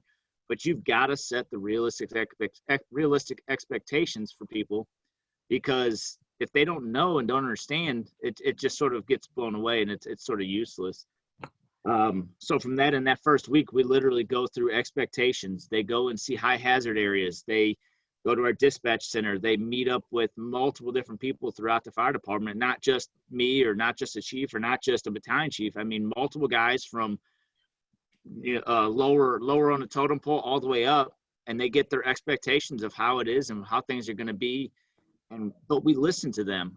Just recently, we came up with a writing assignment job task book, and we went to our lowest guys of 6 months or less and asked them, what questions do you have? What things do you not know or need to know? And we made a manual about it, trying to assist and help out these guys to build that foundation a little bit better. But you've got to have the people that are there present. And I do believe I saw somebody's note in here too. You got to find those people that are involved. You got to make sure that you find those people and you attach yourself to those people. Like-minded people are going to hang out together and learn together and study together and want to better each other. And that's what you got to surround yourself with. Hey, to dovetail on what Andrew just said, and it was a part of us being inclusive of all parts of our department, was the last set of interviews, and Andrew, correct me if I get this wrong. Wrong. Yeah, Andrew's got this down right. But when we did our last set of interviews for new hires, we had a guy on there with less than a year on that interview panel to help pick the new hire, because they can relate to what that person's going through. And so we had more privates on that interview panel than we had officers, from a person with less than a year into what Joe have, 34 years. Yeah. As an engineer. Yeah. And those are the kind of things that creates that buy-in. I mean, when guys, you might have taken that guy that he's talking about with less than a year on, put him on the interview panel. He's going, well, why me? Why me? Well, because we value you and we value what you're doing for this place. You can't just pick every single person and put them on a panel, but you've got to find those people that are wanting to desire and that drive to be a part of it. And you've got to take advantage of them no matter how long they've been there, how early in their career they've been. If you've got people that want to teach, want to be involved, and want to be a part of it, we really can't hold them back. You just got to give them direction. You got to give them guidance, and you got to be there to help mentor and coach them in those directions and sort of keep them in that path of your department's way. Because sometimes, they come in with these big ideas and big things and they want to do it, which is great, but we still got to make sure they funnel into the direction of your department or your district. That's awesome. That's cool that you guys are doing that. It's a bit different when you get to the bigger organizations, because it all gets done through like a department of personnel, and then we just get the people we get. But it's cool that smaller organizations can have that kind of input, and you're bringing newer members into the fold. It's definitely going to build their confidence moving forward. That's for sure. Absolutely. It's been nothing but good. I mean, we all look at it as these are our family. We're the ones that's got to work with them for the next 30 years. Let's make sure we build them correctly, build them right, and be there for you. You got to be ever present. You got to be there when they need that help or need that assistance. That's awesome stuff, and it's not because he's on here or anything. It's because you got good leadership and you got a good working member or a good working relationship between the chief and the membership. It sounds like you guys are heading in a great direction. That's really, really cool. So, hey, Josh, I see you got your connection back established. I don't know if you remember. I believe you had some information for Hannah. So twofold, if you remember that, I'd love to hear what you got to say. I'm sure she would as well. And then we're going to start wrapping up. I'm going to kick it around people to get their closing thoughts, and then bring it back to me, and we'll wrap this thing up. We've been going for almost 2 hours. So. Yeah, I lost you there for a minute. So I was just going to ask Hannah. She said that people just kind of walked away, I think, when she made a mistake. Correct? My question would be like, what does that look like? Like, what do you mean a mistake? Didn't make coffee? You didn't, if you don't, kind of a more personal question, or something that can, expose your department and the guys that you work with. And I don't want to put you in that position, but if you want to answer, you can. Yeah, no, that's fine. Honestly, this is kind of it's been a constant theme. But as I've taken control of my own training, thankfully it's lessened. Just because I say this cautiously, kind of sort of started to get the hang of some things. But I think the best example would just be, my first career department. It was first, second shift there, something like that. And they had me pull the AAA and they charged the line, and I was not handling it very good standing up single man. And that's what they wanted to work on. So one of the guys grabbed it and he was doing just fine. And then we wrapped it up. That was it. There was no, hey, let's try again. Hey, here's some techniques. Hey, let's drill this a couple times until you get better. Thankfully, that's not really an issue anymore, but that's what popped in my head when I said that specifically on here, was that incident. But there's several like that. They literally just walk away. Yeah, and I guess that kind of speaks to like what Jason said, that they're being kind of lazy. I mean, you get a person. We're all built different. We're all capable of different things physically, right? Like I had a guy that he weighed 120, 130 pounds, and hit us with heavy ladders and with hose and stuff like that. So it was a matter of a conversation of, hey, you need to adopt some kind of a strength training regimen. I mean, like I've always pushed guys to starting strength for that. Mark Ripito, if anybody's interested. But yeah, I mean, and I think you just you just said what I was going to tell you, which was just focus on make yourself undeniable. Focus on stuff, skills, and and put the time in to make yourself undeniable so that they can't. I have a wife on the job. She's got 16 years on the job.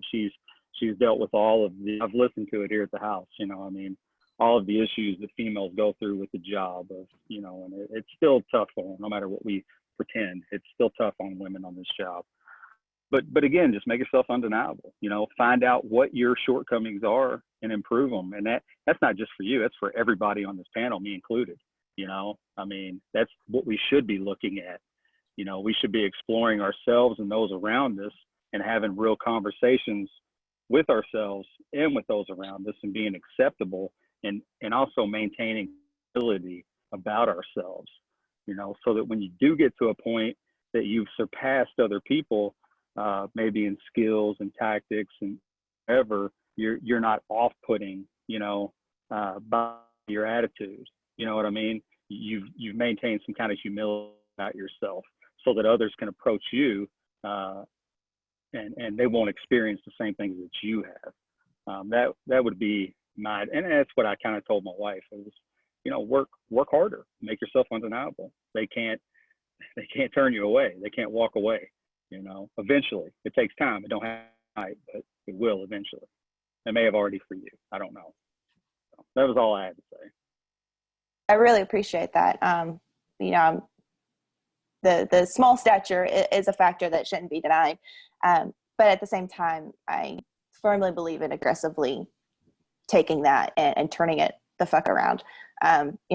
There's been a direct correlation, from each fire scene, from each training event and this and that, where I've seen a correlation between my strength level and my performance. And as my strength has increased with my training and my fitness, so has my performance. So getting the sets and reps. Anyways, just want to throw that out there. I mean, yes, sure. There are issues sometimes with being a female in the service. I've dealt with a few of my own, but I try really, really hard not to focus on that. I much prefer to just get in the gym, get real with yourself. Can you haul ass with a 24 on your shoulder or not? Can you throw it? Can you handle that hose? Can you do your job? I'm not even where I want to be with my fitness levels, but I'm working really hard to get there. Yeah. Yeah. I mean, You're beating yourself up. Take it easy. Yeah. Don't worry. There's some hand jobs on this job that they can't do half the shit you can do. I realize when the female to male thing, whatever. You do the job, you're doing it excellent. I don't give a shit if you're, little, black, white, green, purple, midget, dwarf, doesn't matter. Do the job. I have no problems. That's excellent. I mean, And like what's Jason said, work, like that's awesome, Mike, and agree 100%. And like Jason's always said, work will always win. Just keep working hard, and it'll take care of itself. I mean, sounds like you're doing that, Hannah and Josh, Hannah, all you guys. It's been my experience, generally the people that, we're not necessarily talking bad about, but that might be the issues. They're not listening to this shit anyway, so they're not going to get upset with whatever we say on here. So, I mean, they're not listening to it. They're not in our caliber of people. They're, I don't know, playing Jenga or some shit right now. I don't know. That's what I keep telling myself. Hey, trust me, if you're having that much issues and they're walking away when you're trying to get help, they're not listening to this podcast. And maybe they'll turn around some point in their career, and they will. And I can eat my words. I'll eat some humble pie. But people like that don't care. They're not doing anything extra. They care more about fantasy football and all that other shit. They're not into the job. So it is what it is. So, Kelly I had Foster. a note on that, if I could interject for a minute. Go ahead, man. Yeah. Sorry, I had to step out for a first alarm for a little while, but to the note that we're talking about here, one thing I found earlier in my career was owning my flaws, letting everybody know on shift, this is what I'm having problems with, and if we're out doing training and I want to work on it more, be vocal about it. I want to do this. Can we try this? Can we try that? And you'll be surprised. You'll start to notice the people that you can gravitate to get the assistance you need to hone your skills to be better on the fire ground or any other type of call. And it kind of goes the other way as well. Say post incident of any kind, talk to those guys that have been on the calls. Have them critique you. Get that feedback. From that, you'll be able to see the people that you can gravitate to get that on-job knowledge. You'll find the people that are willing to pass that knowledge on, which will better your career.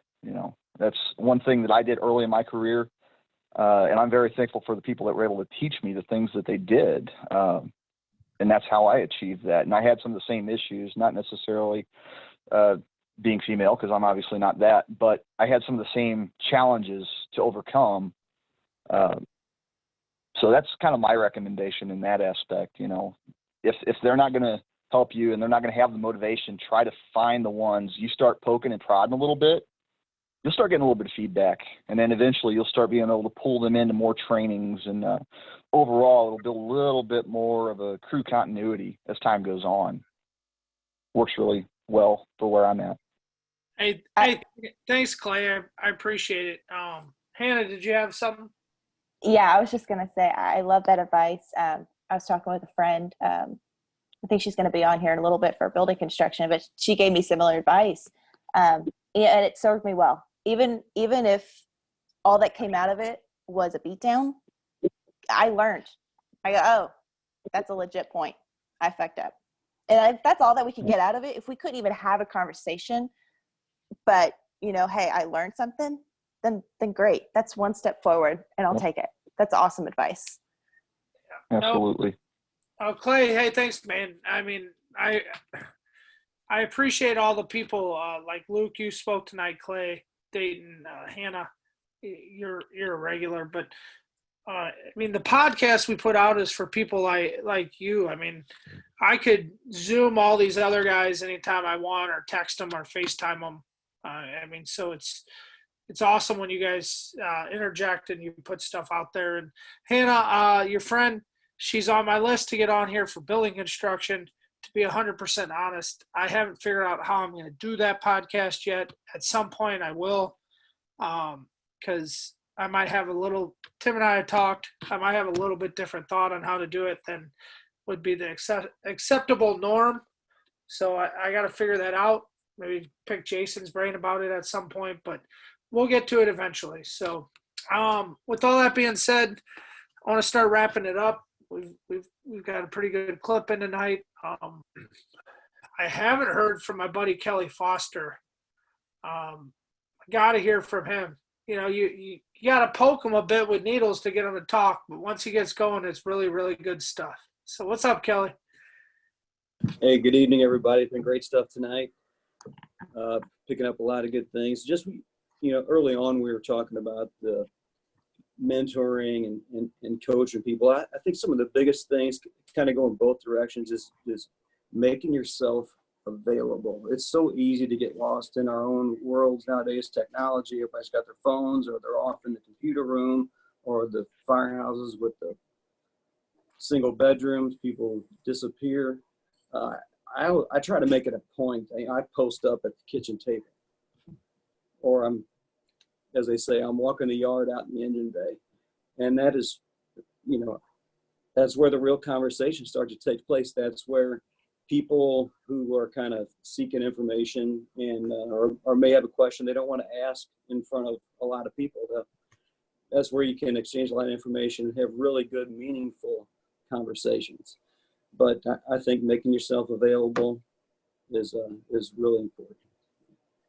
Couldn't agree more. And then today's modern firehouses, we don't have any. Fortunately, by the time Tim and I get them, we'll be long retired because that's just how the city works. We're a bit behind everyone else. But that's why I think in modern firehouses, one of the most important things you could do is have dinner together. We could do a whole we may do one day. We could do a whole podcast on firehouse culture and all that stuff. And but when you get to these new firehouses where everyone has their own rooms and they're ginormous and they're practical and they're not just like, Tim and I assume, Josh, you probably had the same, and Torres. I know a lot of the Kansas City houses are that way, where it's just literally a garage with a kitchen and a sleeping room, so you're all hanging out by the trucks or the kitchen. You got to work to kind of get together as a group and get that information together. And I think what you said, making yourself available and hanging out and having a kitchen or, dinner time, lunchtime, whatever, meals together is more important. So. I want to touch on one thing Kelly said. Sorry to interrupt. Go ahead, kind of that kitchen table. The kitchen table mentality. I am not a huge fan of closed door meetings. I have almost grown to despise them. Like almost too bad. Most guys will internalize stuff themselves more so than you beating them up. So a lot of times you take them behind a closed door, a wall goes up, period. It doesn't matter what the conversation is going to be.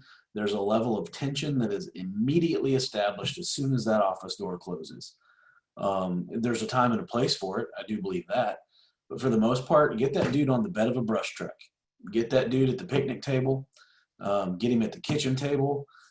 Get him at the water cooler, wherever your spot is. Okay, whatever it is in your station, get him there.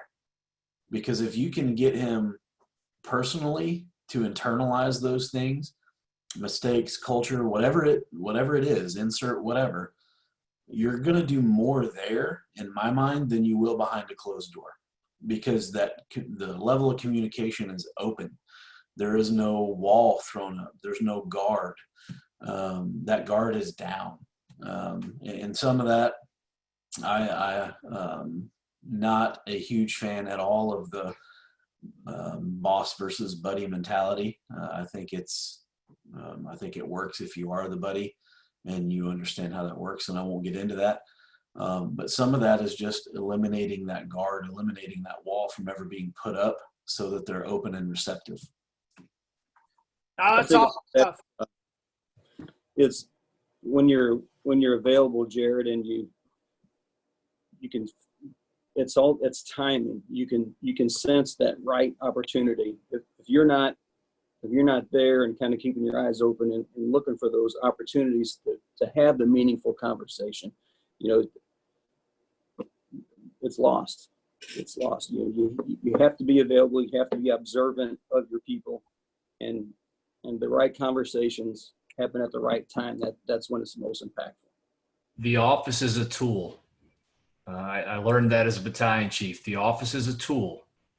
And when you bring a member in and close the door, you've activated that tool. And you can be asking about a personal matter with their family that you know about that nobody else knows about. But the minute you close that door, the perception outside of that office is typically not positive for that member. And I couldn't agree more with Jared. And what you've got to remember is you use the resources you have. I had a senior member with 35 years as an engineer when I was a captain. And anytime I had to correct him, it was always on the other side of the truck when nobody else was in the engine bay.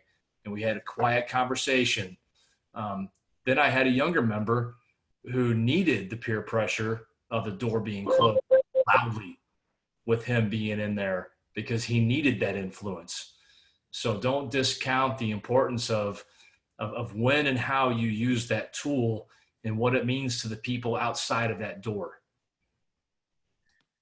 It's interesting you guys bring that up because, and Tim will I don't think my captain ever shuts his door except for bedtime at night.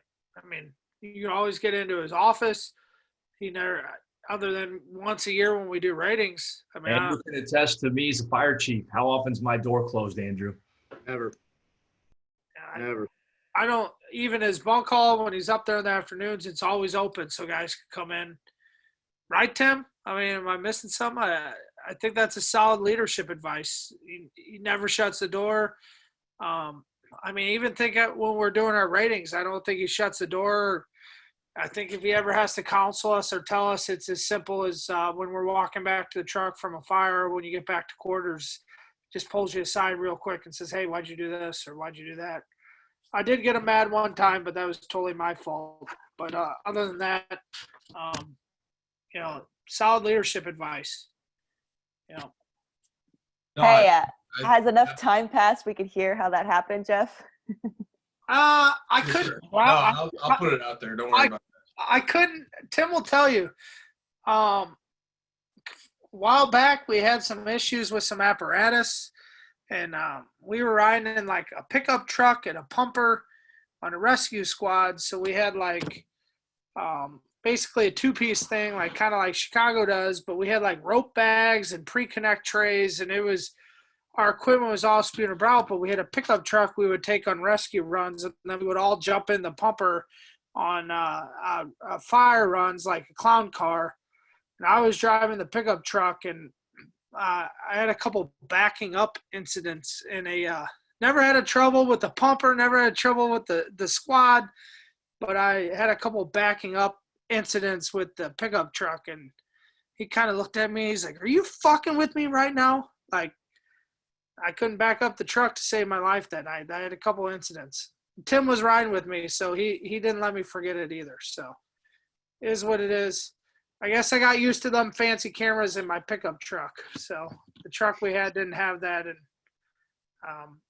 I got his blood pressure elevated a bit, and it doesn't happen much with our captain. So moving on. So hey Tim, what do you got for wrapping up? On that same note, I guess that was going to be a little bit of a stretch. You kind of went off into left field there. She asked. I'll own my mistakes. I'm not proud of it, but sure. I mean, you could have just danced around a little bit. I do, man. As far as all the chiefs and captains and all that stuff out there, I still consider myself a new guy. And I really do enjoy it when I get my ass jumped a little bit. To me, that means that somebody cares. If you're not correcting my actions and we're not trying to correct things, then that to me just you don't care. You're not investing into my future. To my development, whether it's moving up the chain or moving forward as a firefighter. If you're not jumping my ass, you just don't care.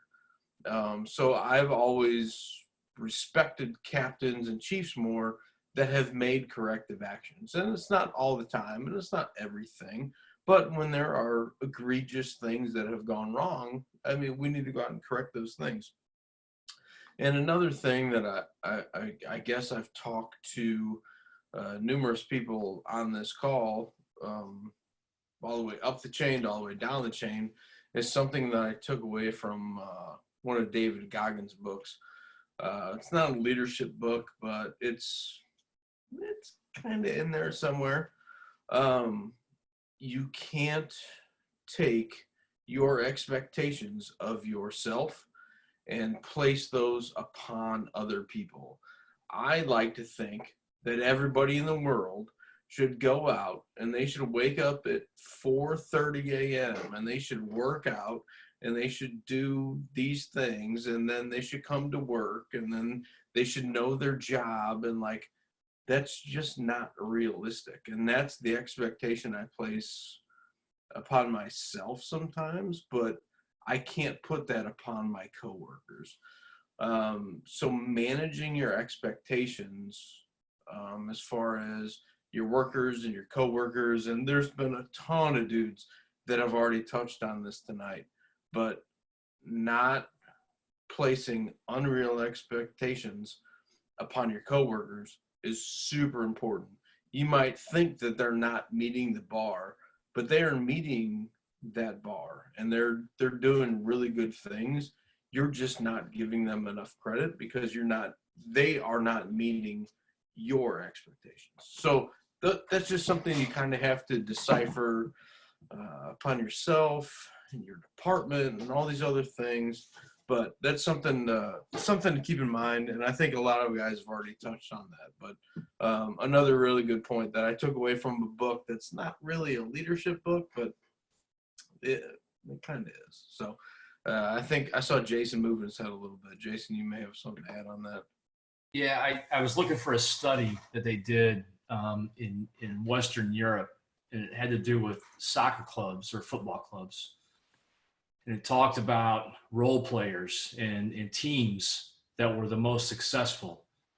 And the teams, and it goes back to Tim's point about not putting your expectations on everybody else. And the teams that had players that filled specific roles at certain levels, teams with more all-star players performed worse than teams that had players that fit specific roles. And you can go and look. There's a podcast by a guy named Adam Grant, he's a psychology professor, I think. He's written a few books, and he talks about the NBA. And if you look at dream teams, they last 2 to 3 years tops because people don't fill the roles. And if anybody's watched The Last Dance with Michael Jordan, you see what Scottie Pippen did. You see what Steve Kerr did, and you see what Dennis Rodman did. It takes all of those people. Dennis Rodman would go off and leave unannounced to Las Vegas for 2 days because that's what he needs to do. And in the fire service, I agree with Tim 100%. We can't hold everybody at the same expectation. We try to get the best out of them. And sometimes that means we have to compromise a little bit from a leadership standpoint and let them kind of do their own thing within these boundaries, right? So as an officer or leader, you're the rumble strip on the highway. Okay, you got 2 lanes that they can operate within. And they can get way to the right without hitting that rumble strip, or they can get way to the left without hitting that rumble strip. Once they hit the rumble strip, that's when you tap them and go, hey, whoa, back in these 2 lanes, because that's where they perform the best, and that's where they operate the best as a teammate. And I would, if I find that study, I will post it on Engine House Training's website. But it's really an interesting study that the European football leagues that had the most role players won the most championships. The ones without the most all-stars won the most. The ones with the most all-stars typically, now there's exceptions to every rule, but consistently those teams that had people in all of those roles fitting those, plugging in those gaps and understanding what their role is were the most successful. And I'm a geek. I read those types of studies and reports and try to implement them where I can. But I just kind of ruined Tim's comment, I think, a little bit, but because he simplified it and I made it more complicated. Jason, I kind of take that same mentality with the leadership, and I won't go in depth on it, but a while ago when we mentioned leading from the bottom, right? So the lowest possible leader, whether that's the firefighter, driver, senior guy, whatever, I call it bumper bowling leadership. So you give a direction and you're the bumpers in that bowling alley. So they're charging hard. You let them go. If they're going in the right direction, you don't really have to do anything. And then all you do is you just kind of keep them in that lane as they go. And that makes life way easy as an officer because I mean, they're not doing their job for you, but in essence, they're doing your job for you. No, I think it's all excellent stuff. It's good stuff. From what Tim said, Jason making it more complicated. It's all great.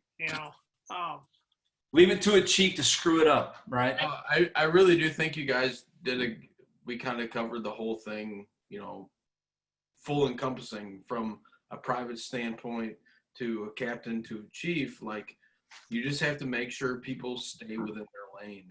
And to further clarify, you're only going to get what you accept. And as a captain, as a chief, if you accept those things, that's what you're going to get. Nobody has to do what Jason does. Nobody has to do what Jared does, but they are going to do what you expect of them. So you just have to make those expectations clear. And that goes all the way back to what Jared said at the very beginning. You got to write that stuff out. And if they know and it's clear and that's what's expected, then that's what you're going to get. But as soon as there gets to be a gray area there, that's where things kind of start to fall apart. And I think, and I would encourage you all to talk to Andrew privately about his trajectory in our fire district. And you, as leaders and officers, you have to take a chance on members. And you have to look at not as much potential as momentum. People have a lot of potential, but they're not going anywhere. So don't buy too much into potential when you're looking at trajectory. Look at movement, momentum, people that are continually progressing and doing better and bringing people along with them. And when you're a leader or an officer in an organization in fire department, don't be afraid to throw somebody into the fray because they have that momentum, and letting them fail and being okay with that. Because it sends two messages. Number one, trust. And number two, that's the only way the younger members in your department are going to grow, is having that opportunity to fail without consequence in certain examples and in certain situations. Fire ground's not one of them.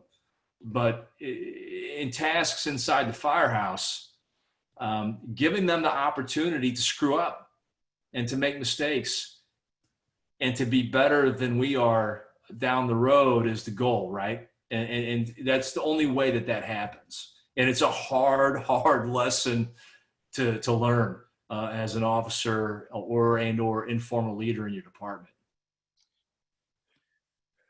We appreciate that, Jason. And, the way I'd kind of sum it up is, for the senior person, the senior people out there, man, if you just care a little bit about the people coming after you and how you want to help them out, put in a little bit of effort, everyone's going to be better for it. Just care. Don't undercut people. Don't steal their drive. Just care. Be there. Try and help them the best of your ability and care. But anyone else got anything to? That's funny, Jared. I'm reading your text. I'm not that drunk. But anybody got anything else to add? Want to wrap up? You got anything, Josh or Torres? My kid's just biting at the bit. He wants me to play, what is it, Call of Duty or something with him. So I'll go play Call of Duty. I love that stuff. I'm a millennial. I could get down with Call of Duty. So, all right. Hey, so with all that being said, if no one else has any other questions or concerned. Jared, or Doc, are you at a bar?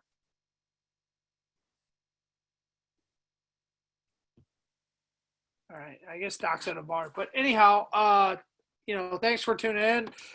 We had a good podcast. We coming up on 2.5 hours. So thank you all for taking your time out. It's really humbling for us at Engine House Training that you would spend this time with us. I hope you learned something. I know I did. I want to thank you all for coming on, and have a good night. We'll see you in a couple weeks.